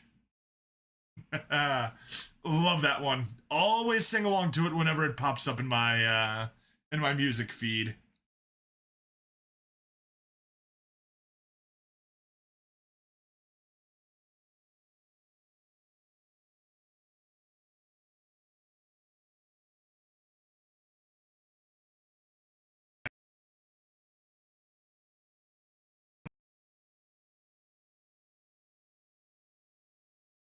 GG, you ran a tabletop in that universe. Oh, nice. That sounds like fun.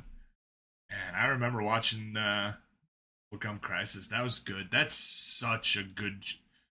I was going to say show. Technically an OVA. Back from the 80s when mecha anime was amazing.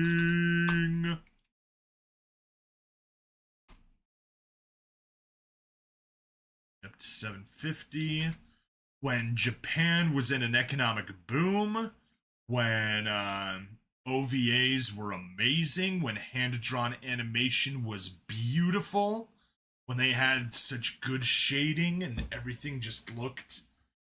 I don't want to say grimy, but that's kind of what it was, you know? It's just like everything there felt kind of like it was a lived-in universe. Now, sure, it might have been a Bubblegum Crisis, kind of a bit of a dystopic future. Big city, lots of crime, all that stuff. I love me my suburbs. I'm a suburb guy. And if I couldn't be in the suburbs, I'd be out in the sticks. Suburbs up top, then rural, then urban at the very bottom. I'd rather have less people than more.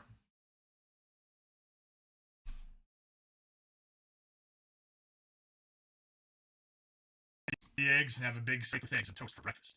You can see the beat, Brooke. That sounds good. It is, kid. Trust me. Vincent realized that he was promoting human tastes on the Xenos, but overall, their system seemed horribly organized anyway, so trying something had to be better than what they were doing now on their own. Furthermore, you want to cross-train some of your employees. Make sure each one can do multiple things. If you need someone to work a cash register, well, what? Or a credit register, then you should be able to pull almost anyone to work at it. For a little, until the rush... I totally skipped the slug asked, but in, audio with voice acting, does not matter. Died down. It's around slow points. Do you have data on when it's busy or slow? Of course. All that is track register. Then almost anyone to work it, at least for a little, until the rush has died down. Schedule breaks around slow points. Do you have data on when it's busy or slow? Of course. All that is tracked by the computer.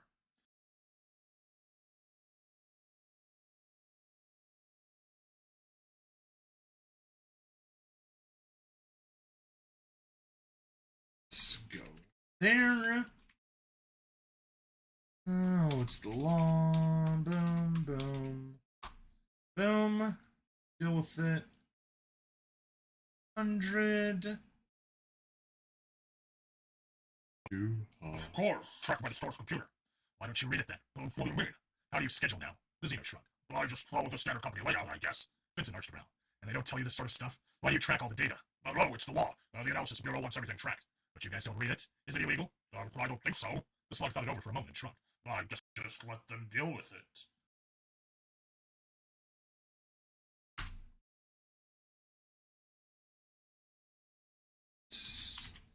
Let's see if we can squeeze 3 paragraphs in here. That looks like a yes. And 1 line reduced, so we get you to 750. Perfect. Yeah, we already passed the 20-minute mark. We are almost done. Deal with it. Did they give you guys guidelines or anything? Just in hygiene and keeping things from rotting. Vincent nodded slowly. It seemed hard to believe that a city that tracked everything didn't have people analyzing all the data outside of one government agency. He knew that they only placed new structures, paths, lifts, and sector roads after a lot of long-term analysis, but for some reason companies didn't data mine. If you start mapping out customer movements, you can figure out how to streamline the store, and from there you can figure out how to put impulse items in the path without messing up the flow. Now I can't guide you through that, but I think you guys have enough to work off of. The slug was nodding quickly as he kept writing. This is a huge help. I'll start making changes. If you ever need groceries, they're on me. I never thought the patrol would help my business. The slug laughed.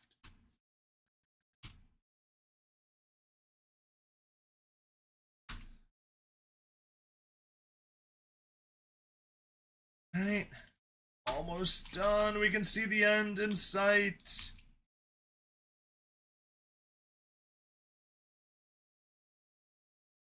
Back to 800.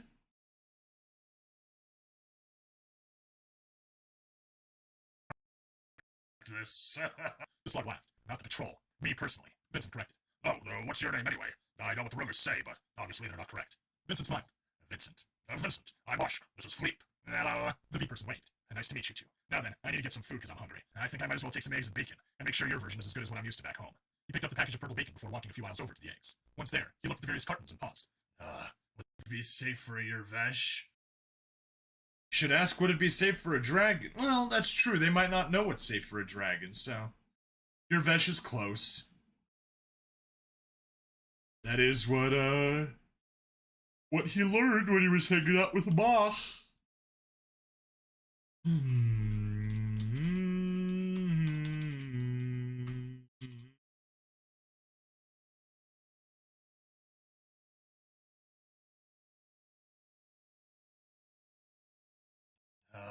Safe for your Vesh? He was pretty sure most of your Vesh food was safe for him. Maybe. Hopefully. Not those little pink ones, Fleep said. But the rest are. Vincent picked up a set of blue eggs, speckled white that looked roughly the same size as chicken eggs. Oh, what you think about these? Fleep shrugged at the question. They're eggs. The yolks are a bit big if you're going to boil them. Oops. That one is Fleep.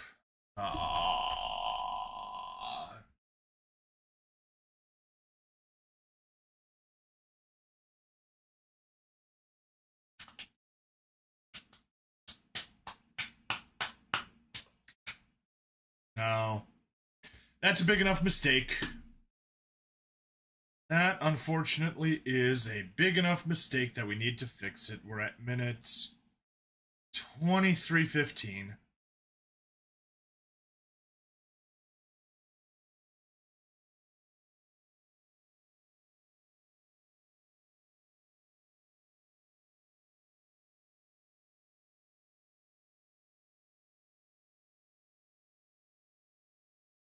Oh,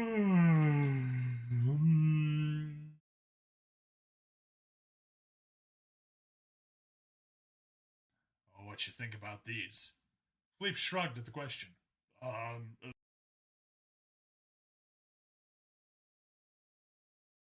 They're eggs.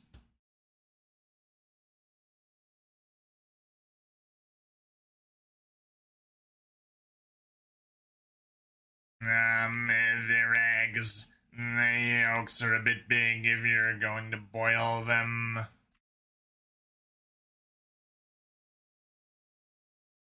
Go.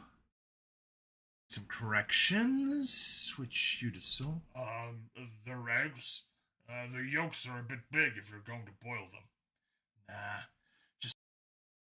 Right?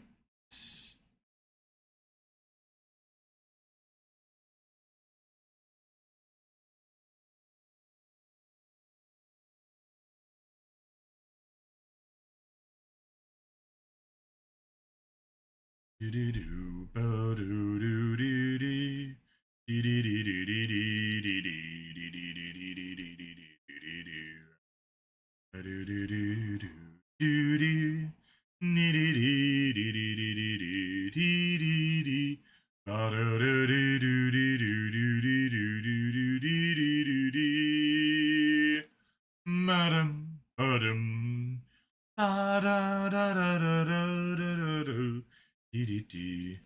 he saw the bee's eyes, or eye clusters? Whatever he was looking at Vincent with seemed to get more attentive. Oh, that sounds really... So we wanted around level...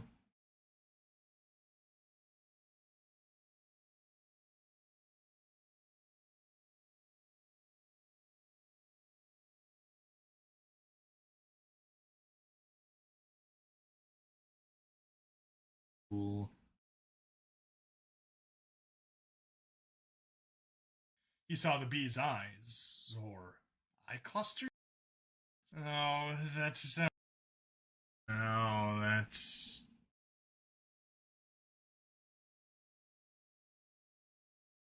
Effect... not normalize. Gain... Not have a gain? Oh no, I just do use normalize for gain. That's right.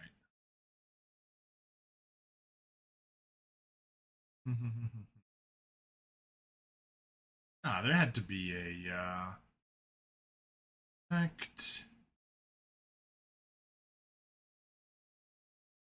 Vocoder, vocal reduction, isolation channel, studio, fade out, spectral, notch, not, noise, low pass, limiter, high pass, delay, crossfade, clips, fade, sliding, reverse, reverb, repeat, repair, phaser, pulse, stretch, normalize, noise reduction, loudness, invert, distortion, tempo change, speed change, pitch.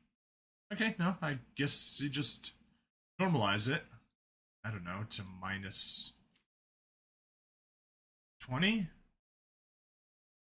No.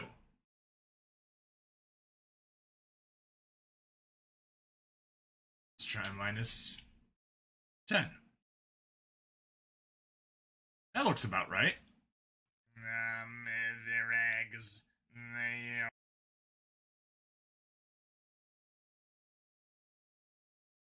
Oh, that's... Nope. Effect, normalize, let's do to minus 8.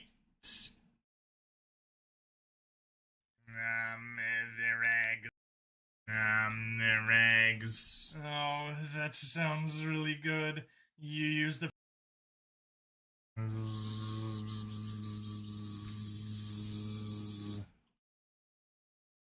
Export creature 15 B2.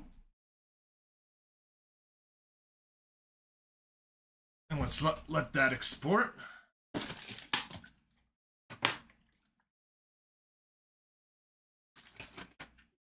But yeah, Joseph, you're still hanging around. How'd the Bubblegum Crisis tabletop game treat you? Hope that went well. And since you said you ran it, I'm assuming you were the DM. How'd that go? Ba-da-doo-doo. Dee-dee-dee-dee-dee. Ma-da-doo-dee-dee-dee-dee-dee-dee. Tonight, a hurricane. Feel the hurricane. Spending this lonely night loving you.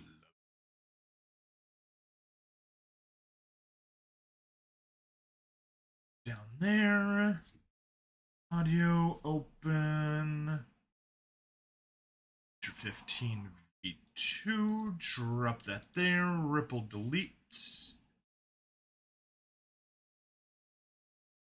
Roughly the same size as chicken eggs. Oh, what you think about these? Try the question. Go. Select. Track operations. Remove track. These. Their eggs. The yolks are a bit big if you're going to boil them. Just crack them open and grill them in the grease left over from cooking this, he said, and after the bacon. He saw the bee's eyes, or eye clusters? Whatever he was looking at Vincent with seemed to get more attentive. Oh, that sounds really good. You use the fat to cook the other food instead of oil or synthetic pan grease. Vincent found that the term is synthetic pan grease. That didn't sound appetizing to him at all. Yeah, synthetic pan grease sounds muy terrible. So let's get there. Gotta lengthen you.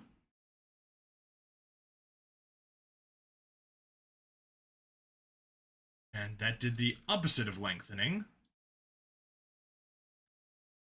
There. And good. Job, we're visibly close. Oh, perfect. Why people do it? Oh, yes. Pan grease. That didn't sound appetizing to him at all. Synthetic pan grease is not the slightest bit appetizing. Yeah, it was a 5-year campaign. Nice. One weekend a month, the group became underworld mobsters at the end, based on big eye, small mouth rules. Oh, cool.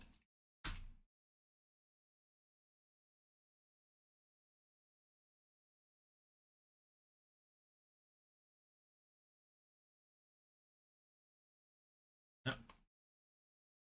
I've done some DMing before, and it is a shit ton of work, but damn, is it not rewarding. Like, I mean, slide.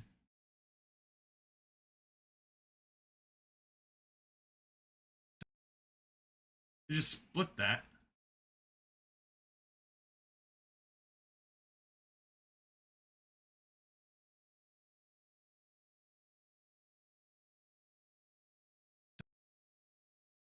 Okay, weird. Whatever. That didn't sound appetizing to him at all. Yes, that's how my people do. Well, you're like a culinary genius, aren't you? Vincent laughed for a moment, and thought back on the times his dad chased him out of the kitchen after burning this, or ruining something his parents were working on when he was little. Yeah, sure, he said, before the smile faded a little at the thought. But other thoughts began to roam around in his head, and he nodded Oshk. You said that everything is tracked by the Analysis Bureau, right? Yes. Traffic, shopping patterns, work locations compared with habitats, all that sort Yeah, all that sort of thing.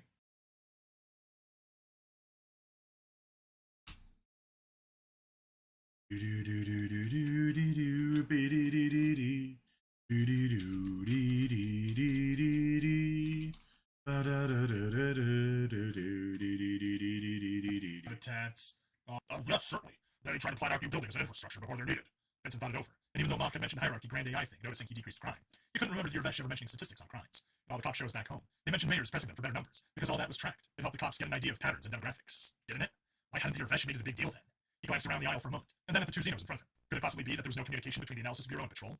The wardens were driving up crime in the lower sectors, so the Patrol would start moving more heavily in those areas. But if they wanted to hide operations, wouldn't they just kill the competition on a sector? And so Patrol would never be called there. He needed to go to the Analysis Bureau. Yes, he does. Alright, there it is. The last one. Paste. Enter. Really? Back. Get you to 100. Center. he needs this bureau. He nodded at the two once more, and held up the eggs and purple bacon. Thanks for this, guys. I hope the change helps. Let me know how it all works out. Really, you're the one who deserves all the thanks. Oshk said with a facial expression Vincent figured was a smile. The bee nodded quickly. Yeah, feel ready to come back anytime. Vincent nodded in return, and headed for the exit. First breakfast, then work. Right, and remove the filter. Perfect. Save. Export. Memories of Creature 88, Creature 15, Creature 14, and render. Hurrah!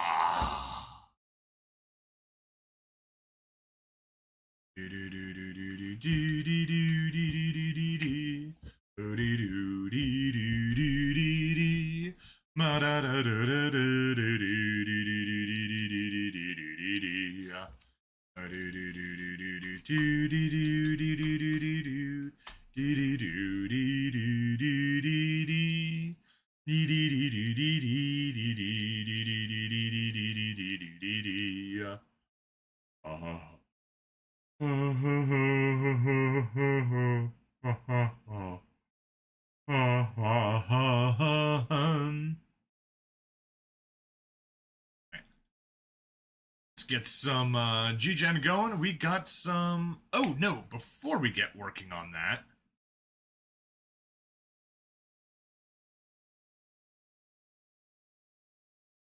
Narration one-shot, Farm Witch.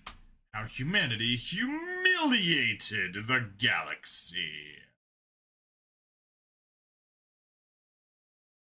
Pulled out.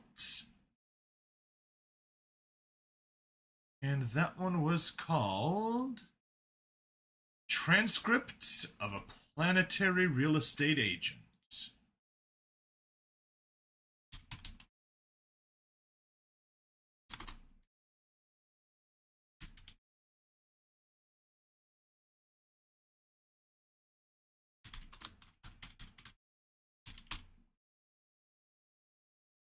Farm Witch.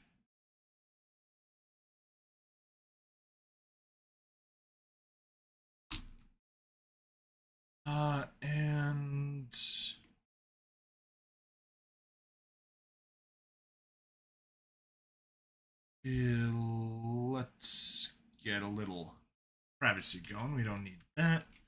Just go here, start searching alien real estate agents.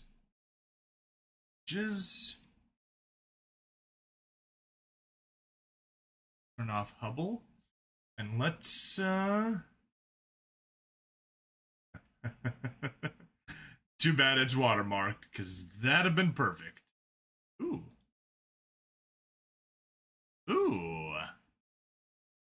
Absolutely. I think we may have just found the perfect image to yoink right from the very start. Out of this old real stole estate deals.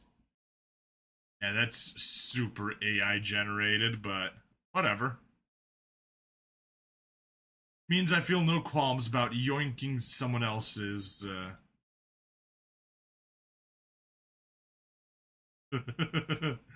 real estate agent sent it. Yeah, now they're just showing houses. I don't want to see houses. I want to see,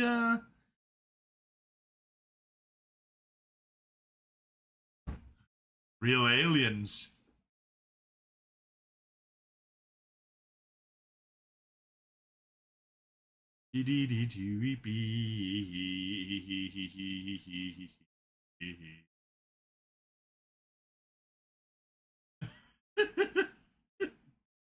You could do worse.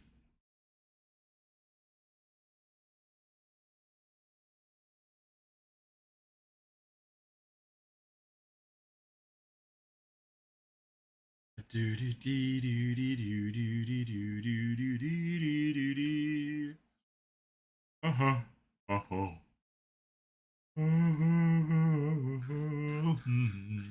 Yeah, I think we just go straight for this one. This is too good to not take. Yoink. Background, we're gonna delete that. No. Not going to delete that. We're going to select just this one. I'm gonna go in here and delete there. That's what we want. Edit,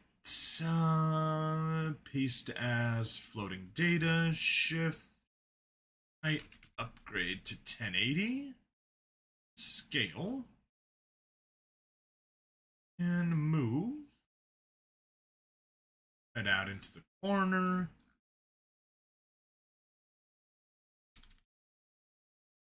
There.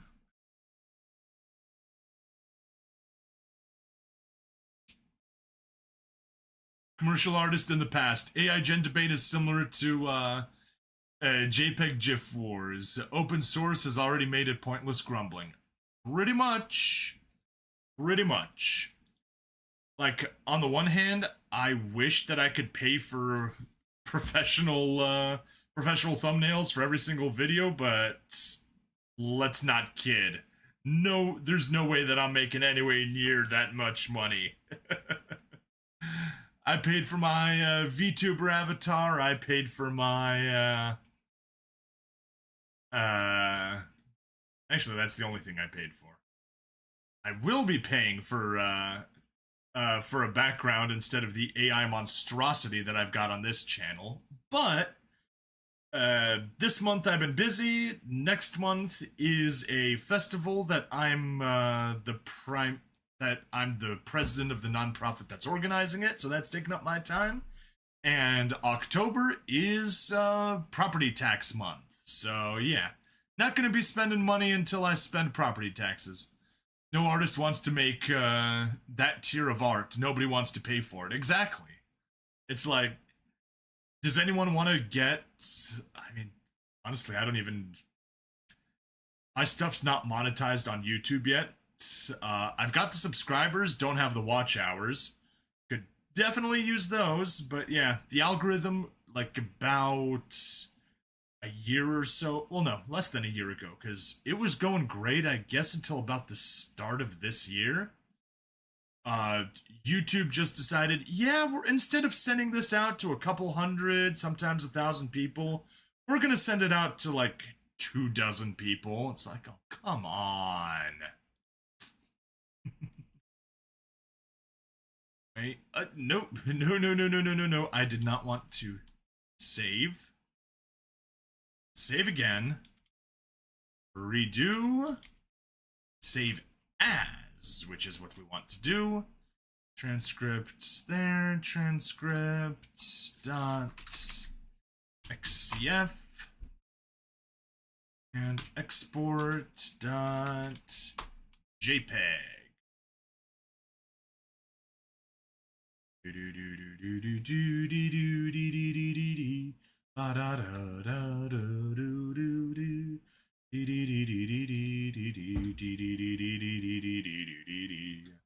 Alright, that's taken care of. Now, let's go make some thumbnails for the SD Gundam G Generation Eternal gaming streams and videos. So, what happens in this chapter?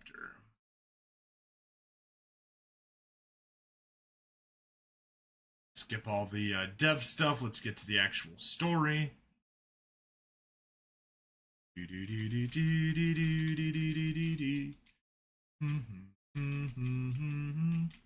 Ah, yes. The Shuffle Alliance arrives. That's what happens this episode.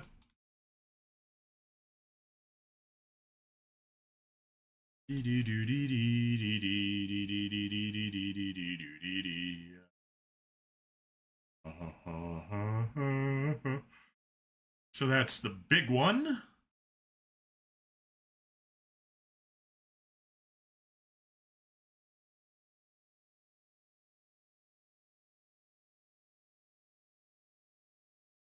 And Schwarzbruder arrives.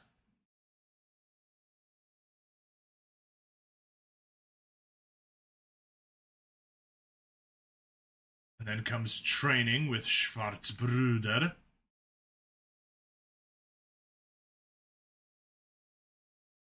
And of course we get Rain in the pilot suit.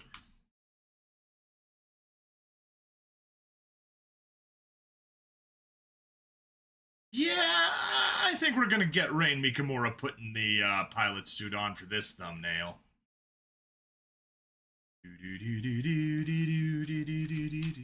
So let's go ahead and save for 106. Text going, 106.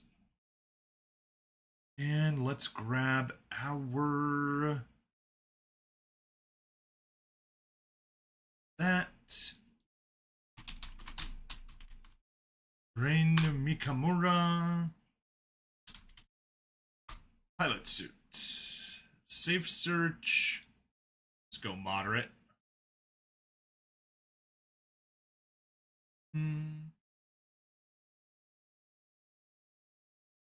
I mean, it's from that video that we wanted, just, you know.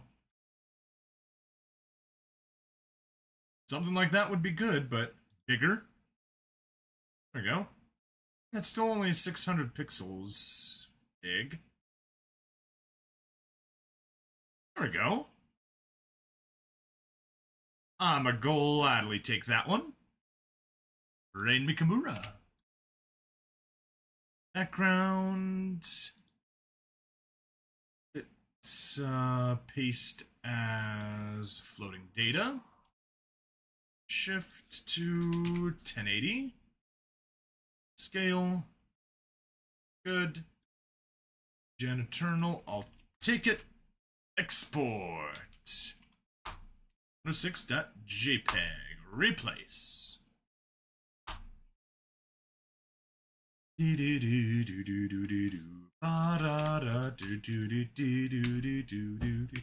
Alright, episode 107.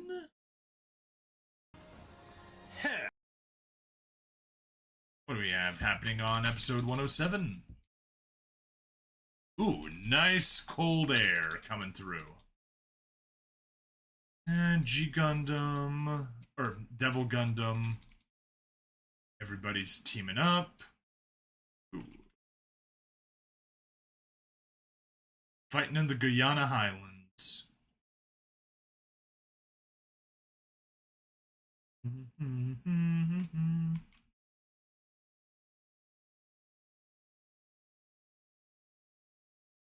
Seven B. Does he master the true super mode? He goes Rage.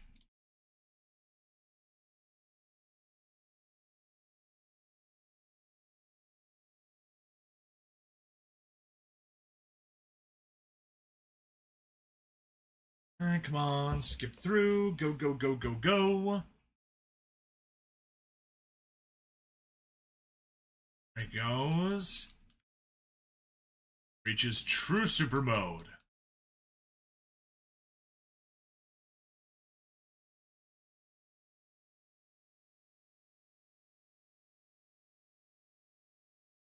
Okay. Pause that.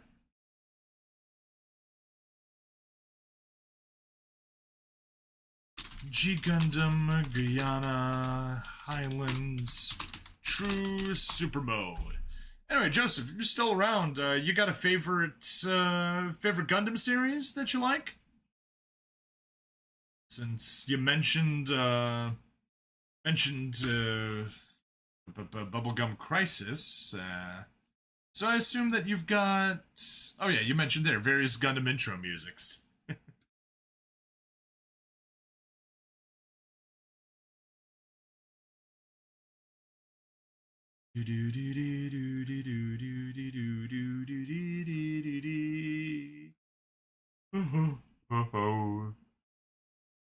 Not getting anything good for this one.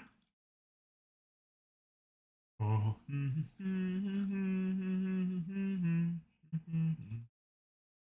I mean, I'm not just gonna use that clip. That's kind of underwhelming. That one's terrible. Oh. That's a nice picture there. But it's the Burning or God Gundam, not Shining Gundam, so not what we're looking for.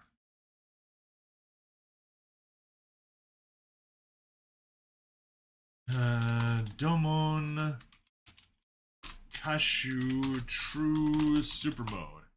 Maybe Macross. Macross is your favorite Gundam.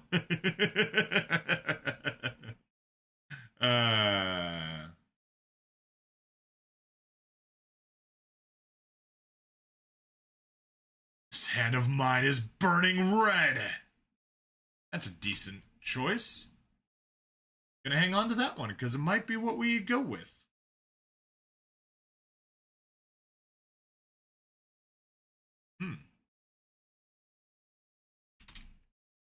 But it still goes on. We still have more? We got the hard stage. Okay.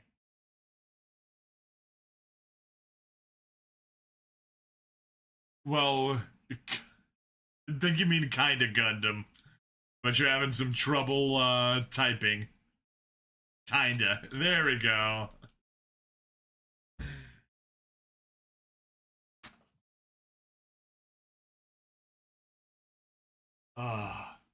Yeah, Macross Delta is in the new Super Robot Wars game that just dropped yesterday. I was planning on doing all of this editing in the morning, in the afternoon during work, and then continuing streaming that in the evening and night, but that didn't work out. Kept getting busy during the day, then went over to hit the gym, and by the gym I mean go to my parents' house to swim in their pool. And that, instead of taking half an hour, took 2 hours before I even got into it. Yeah, my mom was taking care of my nieces, so that kind of explained it. Then my sister-in-law dropped by, then my sister dropped by, and then my brother dropped by. Jeez, it was like a family reunion there. Plus, I had to fix their internet. Boy, oh boy, so busy. So go with option one, option two, option one, two. I think we're gonna go with this one. So 107. Oh.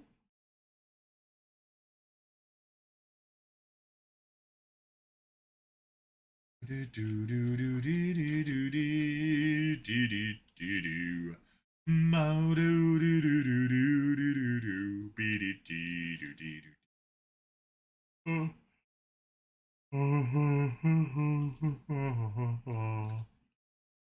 Alright, let's go to 1080. Ooh, that's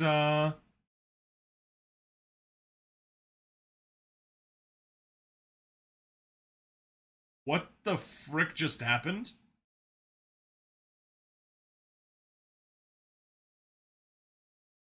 Do do do do do do do do do do do do do. 1080. Scale. There. Anchor.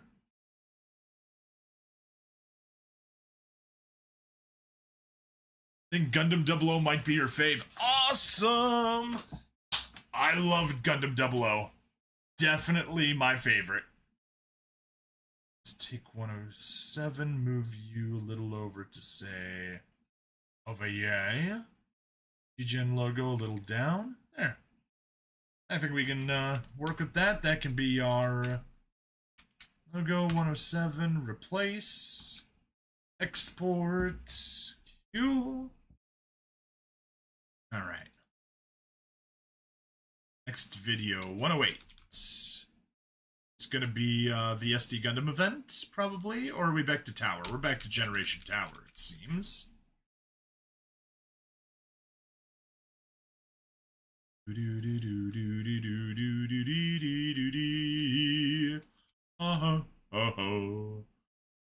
Yeah, building the team.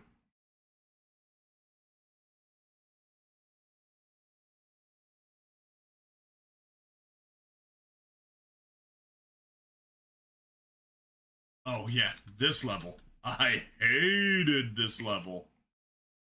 Sucked so bad, but once I got it right, it worked out properly, so hooray. Not going to probably make a custom thumbnail for this one since it's just Generation Tower. It doesn't deserve a custom thumbnail, it gets the default one.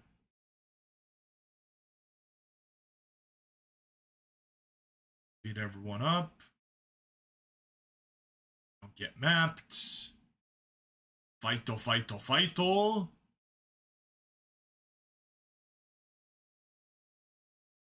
Our guys get hit though, but aside from that, we do good. And yep, that was... Oh, that was 11. Not 12. That's right. We take care of chapter 12 later. But okay. 8 doesn't get a custom thumbnail. 108 doesn't. 109. Are we getting...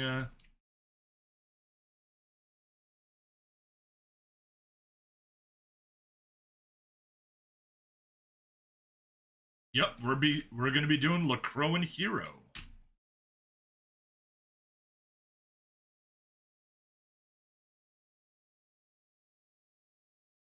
SD Gundam Lacroix Hero. Let's try to find something for that. SD Gundam Lacroix Hero.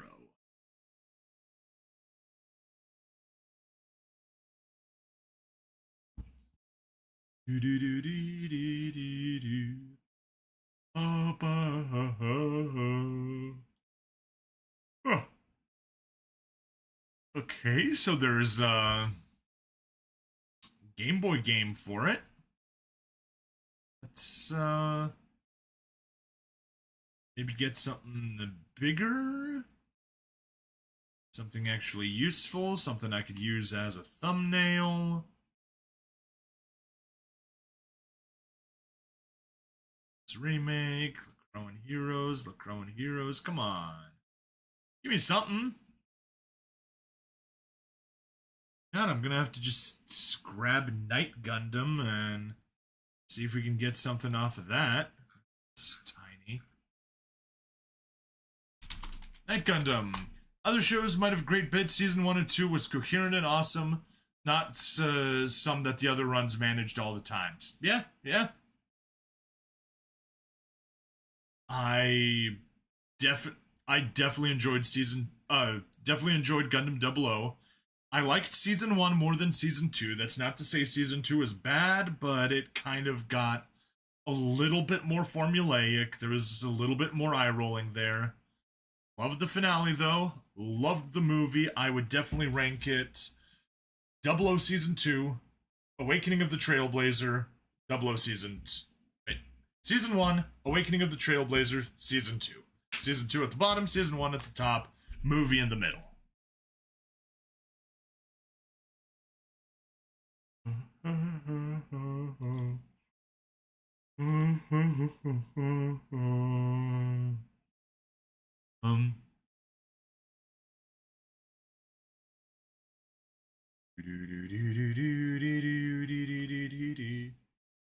Huh.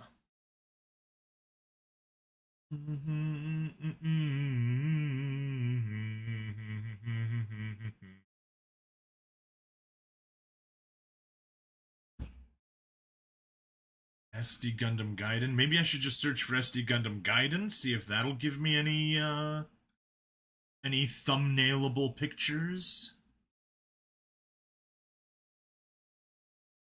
SD Gundam Gaiden.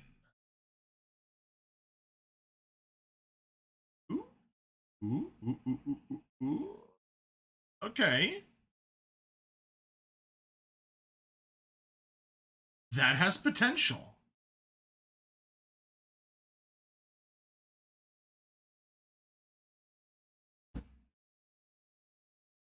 Alright, so that's chapter, like, the second story, second game, whatever.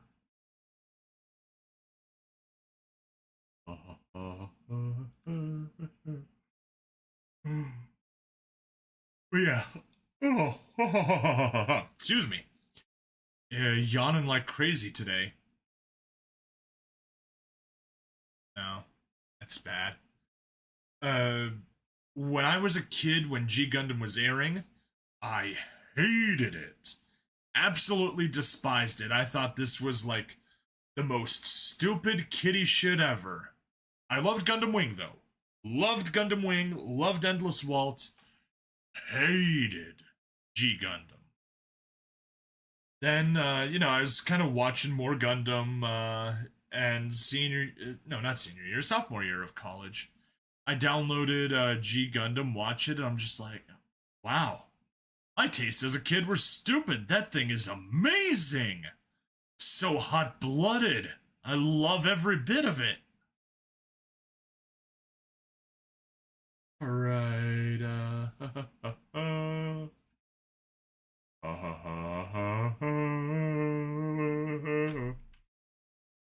I guess I'll use this as the background. Copy image, and we are doing 109. Skip 108, go to 109.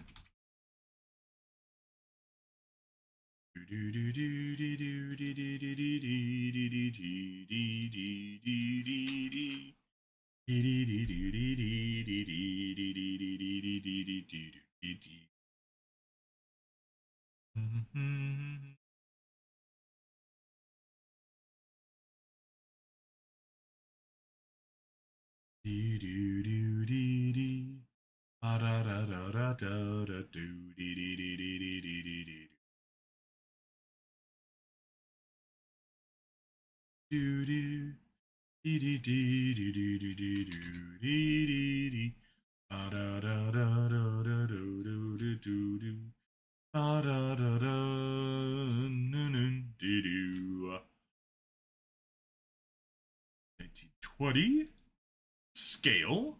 There we go. Yep. I question my gummy bears choices as a kiddo. I'll take it. That can be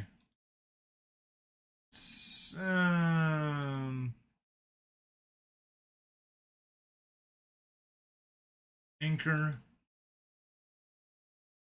You over to that side. Move you over that side. That works.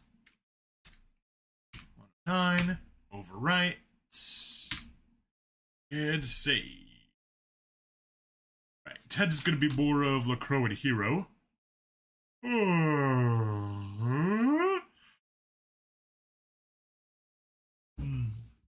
I may have to switch to the default because it's like that was the only decent thumbnail of LaCroix heroes that I could find.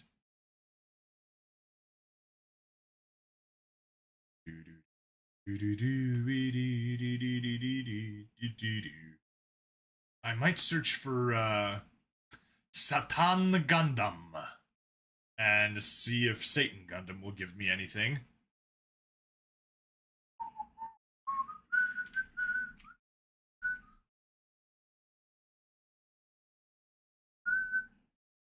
Is that the end of the story? No, it's not. It's just chapter 5.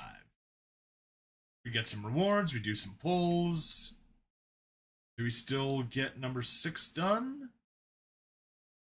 Yes, we do.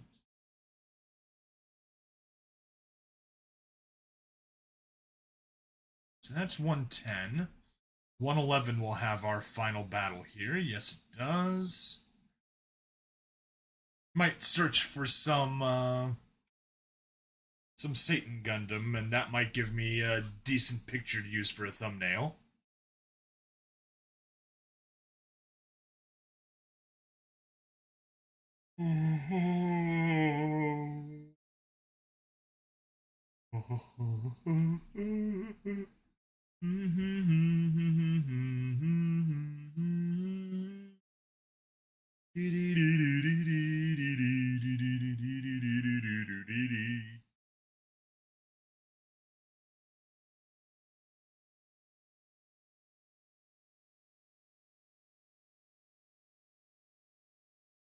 Got a bunch of rewards.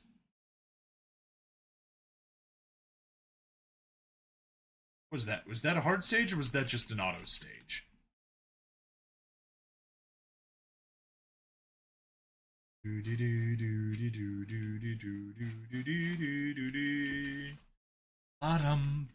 Oh, that's the boss stage. That's right. Like, there. See, versus Satan Gundam normal.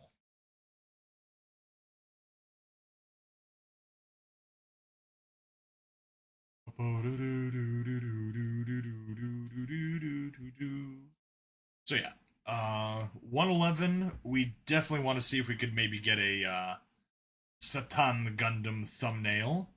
We can skip 110.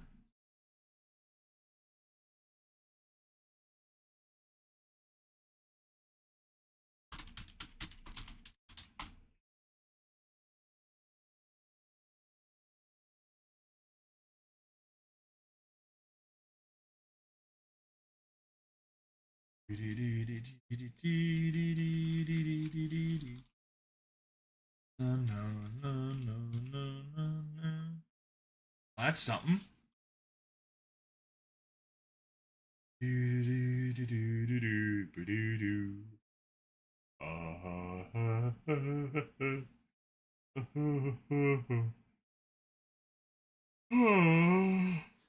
Oh? Oh? There's a cat there.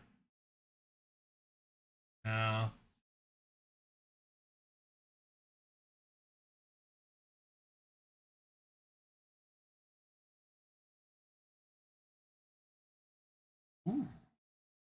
Yes.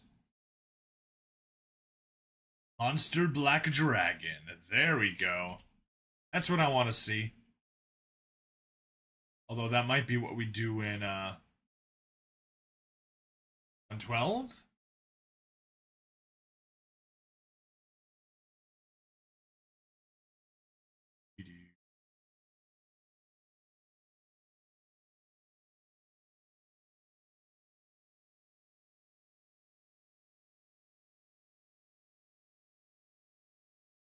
What's it gonna say? Versus Satan Gundam Expert. Yeah, honestly, having having Hainu max limited break just makes so many of these stages complete jokes. Gonna mess with that. Skip. Oh. That's going back to the stages to get more rewards. Better rewards.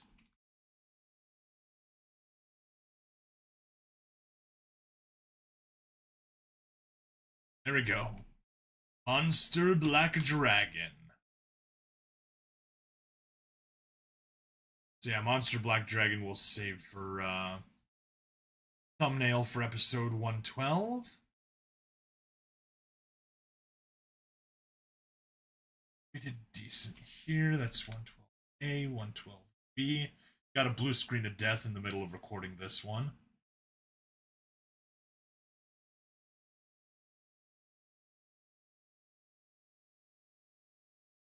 X limit break, and there we go. That was a good job there.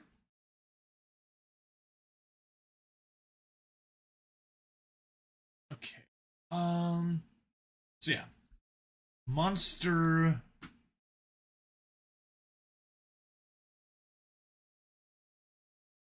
Black Dragon will use for 112. I guess? No. No, that's not a good thumbnail image. That's a decent one.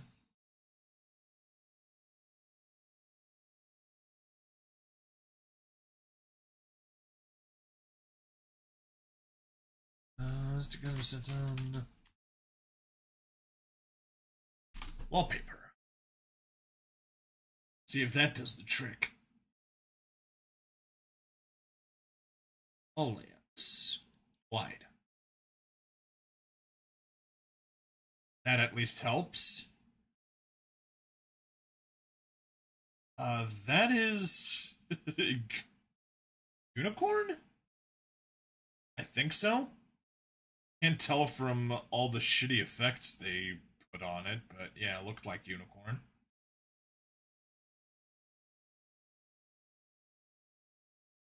Ooh.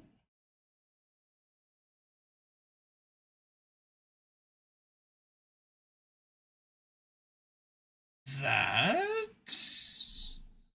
I can do for 111.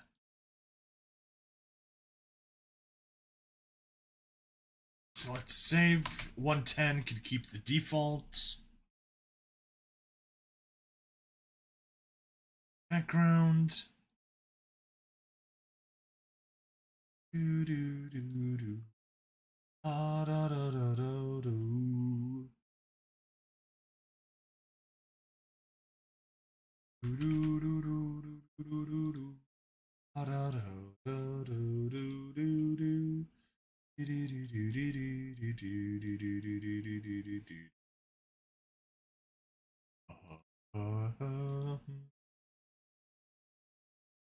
I will put you back in the corner. You back in the corner.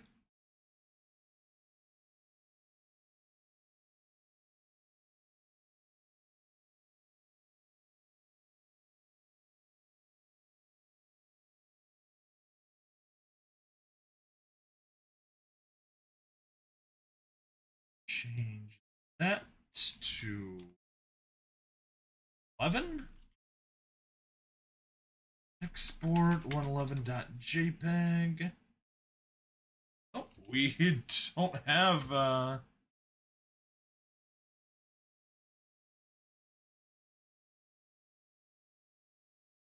streams, images, ggen.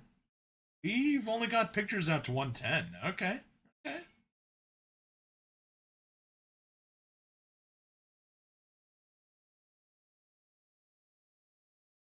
Let's dump some of those so we got more space. 12. We'll change that to 112. Used you. Image. Background.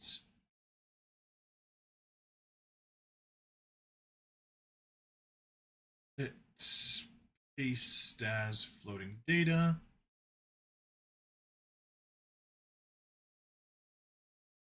$80 scale.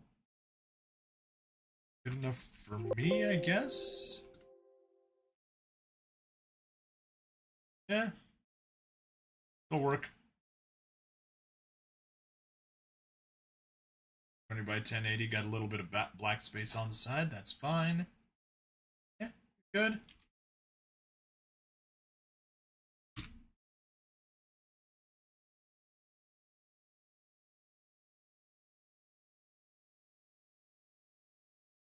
All right, 113, are you going to be the tower?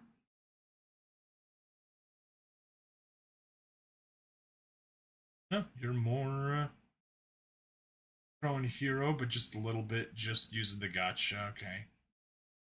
Not going to bother with a custom thumbnail for you. I guess that does mean I should take at least the 110.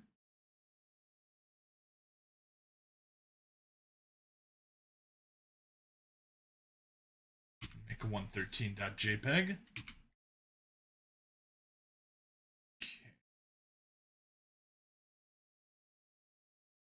Yeah, it's just pulling the gotcha, right? We don't actually do anything this episode. And go back, grind a bit more. How about 114? Back to the tower? Back to the tower.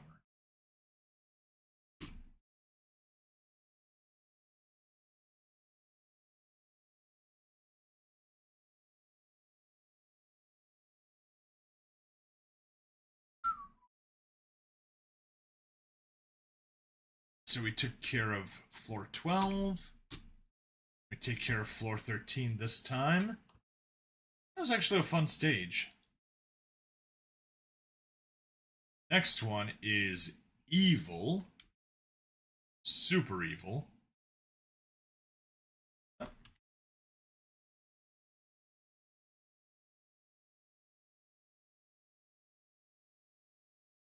And then we got the Zeta stage. Cool. Or not Zeta, the cheesing by using Master Gundam.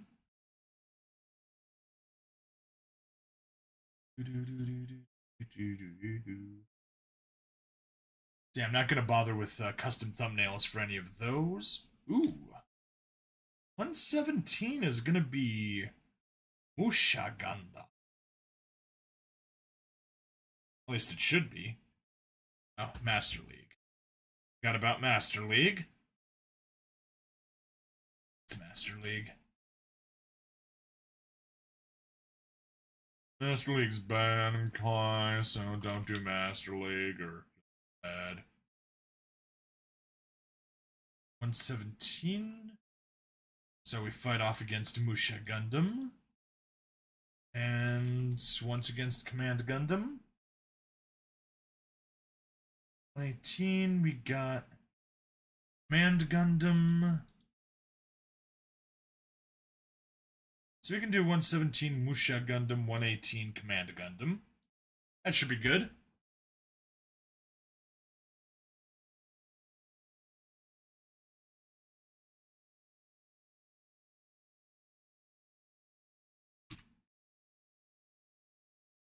$14.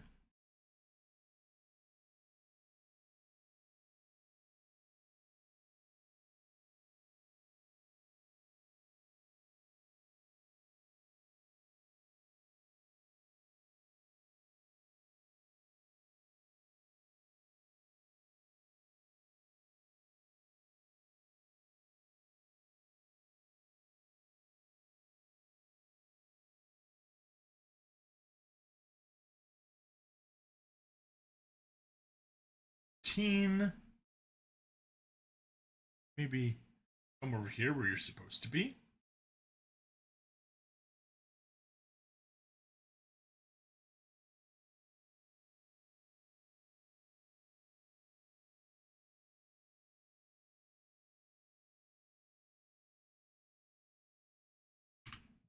15.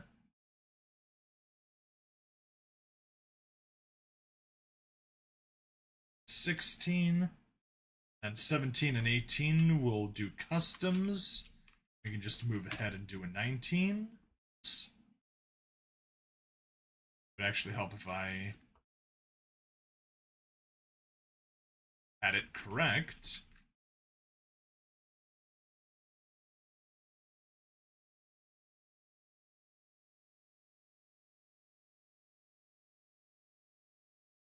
And 20.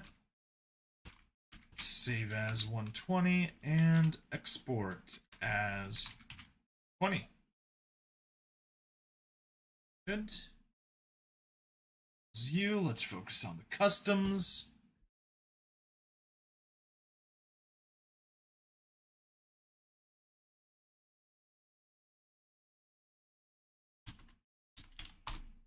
Usha Gundam. Wide layout only. Ooh. Ooh. That's a good one. Immediate yoink.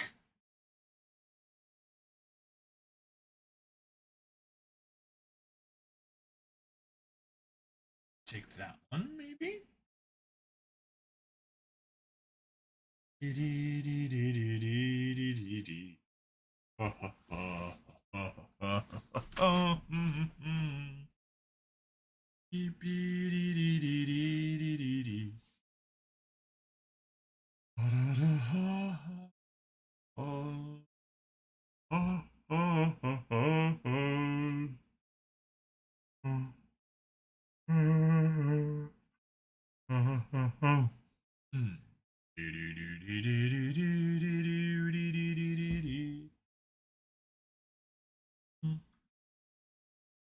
It's not a good one. So that's kind of small. I think we're gonna go with this one.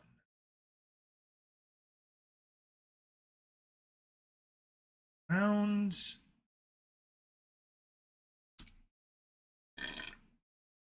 Edit. Paste as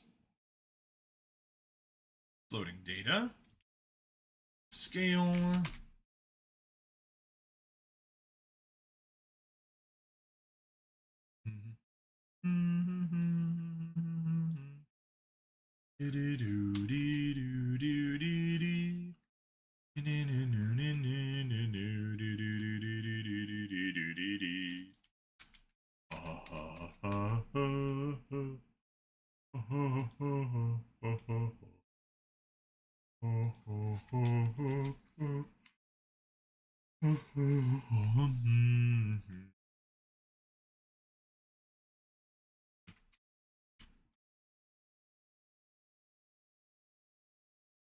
Here's 117.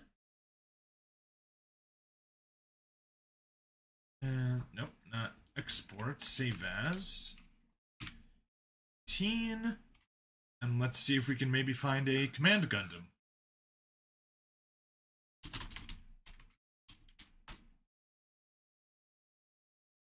Layout, wide.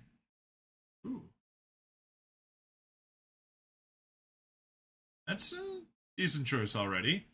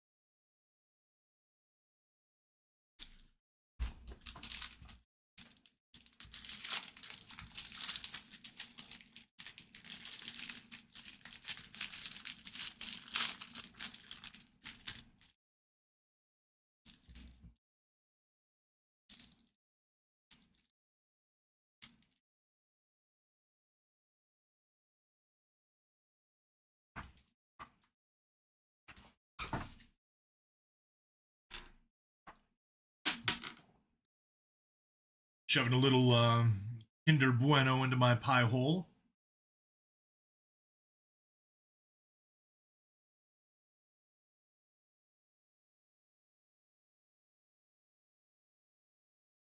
Probably gonna have to go with that one.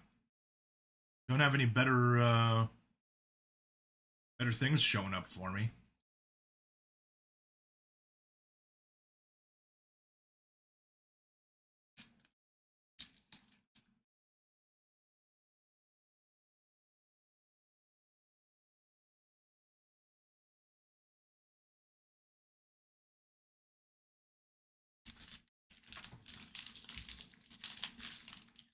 Yeah, we're going with this guy.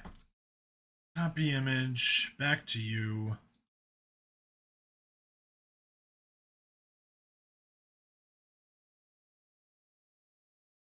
Hit paste as floating data. Scale 80.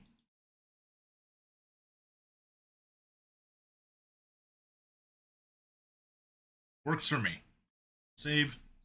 Export 118. That's as far as we've got stuff done. G-Gen, we're up to episode 118 right now.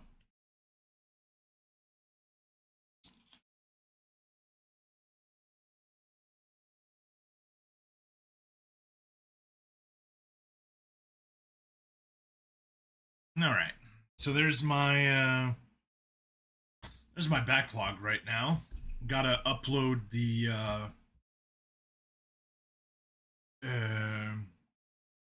Free for All Friday one shot. Get that done. That releases soon. 6 hours and 11 hours, depending on whether you're watching the premium early release or just the regular release on YouTube, Rumble, or Odyssey.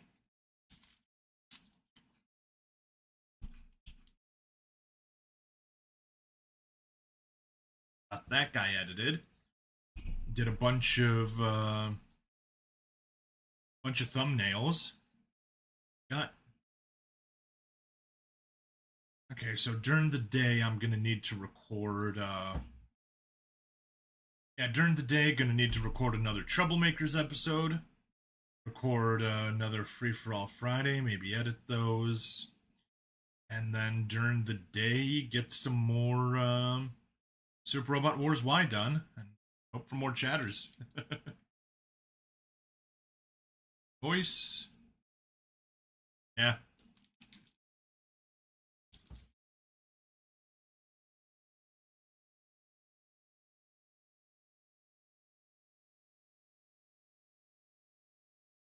But yeah, this, you may call it noise, and I mean the whole, once I get this uploaded, no longer being at the, being a kind of running with my, like a chicken with its head cut off, because I'm going up against deadlines is going to be good. But even so, it'll only get me good up to September 2nd, because we got the narration video there we need to take care of. Need to do some Super Robot Wars for Saturday, Sunday, and then everything down there. We need to get some Rio Reincarnation for the Tuesdays and Thursdays. We need to get more Ascended on Kagura Peach Ball for Saturdays. And obviously we got to do narrations, Memories of Creature 88, Troublemakers, and Free for All Fridays. We'll try to be around. Cool. We'll see what time I'm gonna do it. Hopefully things are going to be slow at work. I can hop out for my lunch to go swimming instead of like around the end of work, and hopefully come back at a reasonable time, start streaming in the early afternoon. Probably, yeah, narration stuff, that's highest priority during the day. Get those guys, get some more premium hours on Rumble done, take a quick break, and then go to Super Robot Wars Y. Yeah, that's the plan. Joseph. Thanks for hanging out. It's midnight. I should get some sleep. I have not been getting nearly enough sleep lately. but I'm still gonna need to upload these videos before calling it a night. I will cut the stream though, since I actually need my upload bandwidth in order to upload videos. Who'da thunk it? Alright. Joseph, thanks for hanging out. Joe the Brick, thank you for hanging out earlier. Flightless Bird. Who else do we have? Was it just 3 of you? It was just 3 of you. Thanks everyone that hung out. And I'll see you guys all next time. Bye now.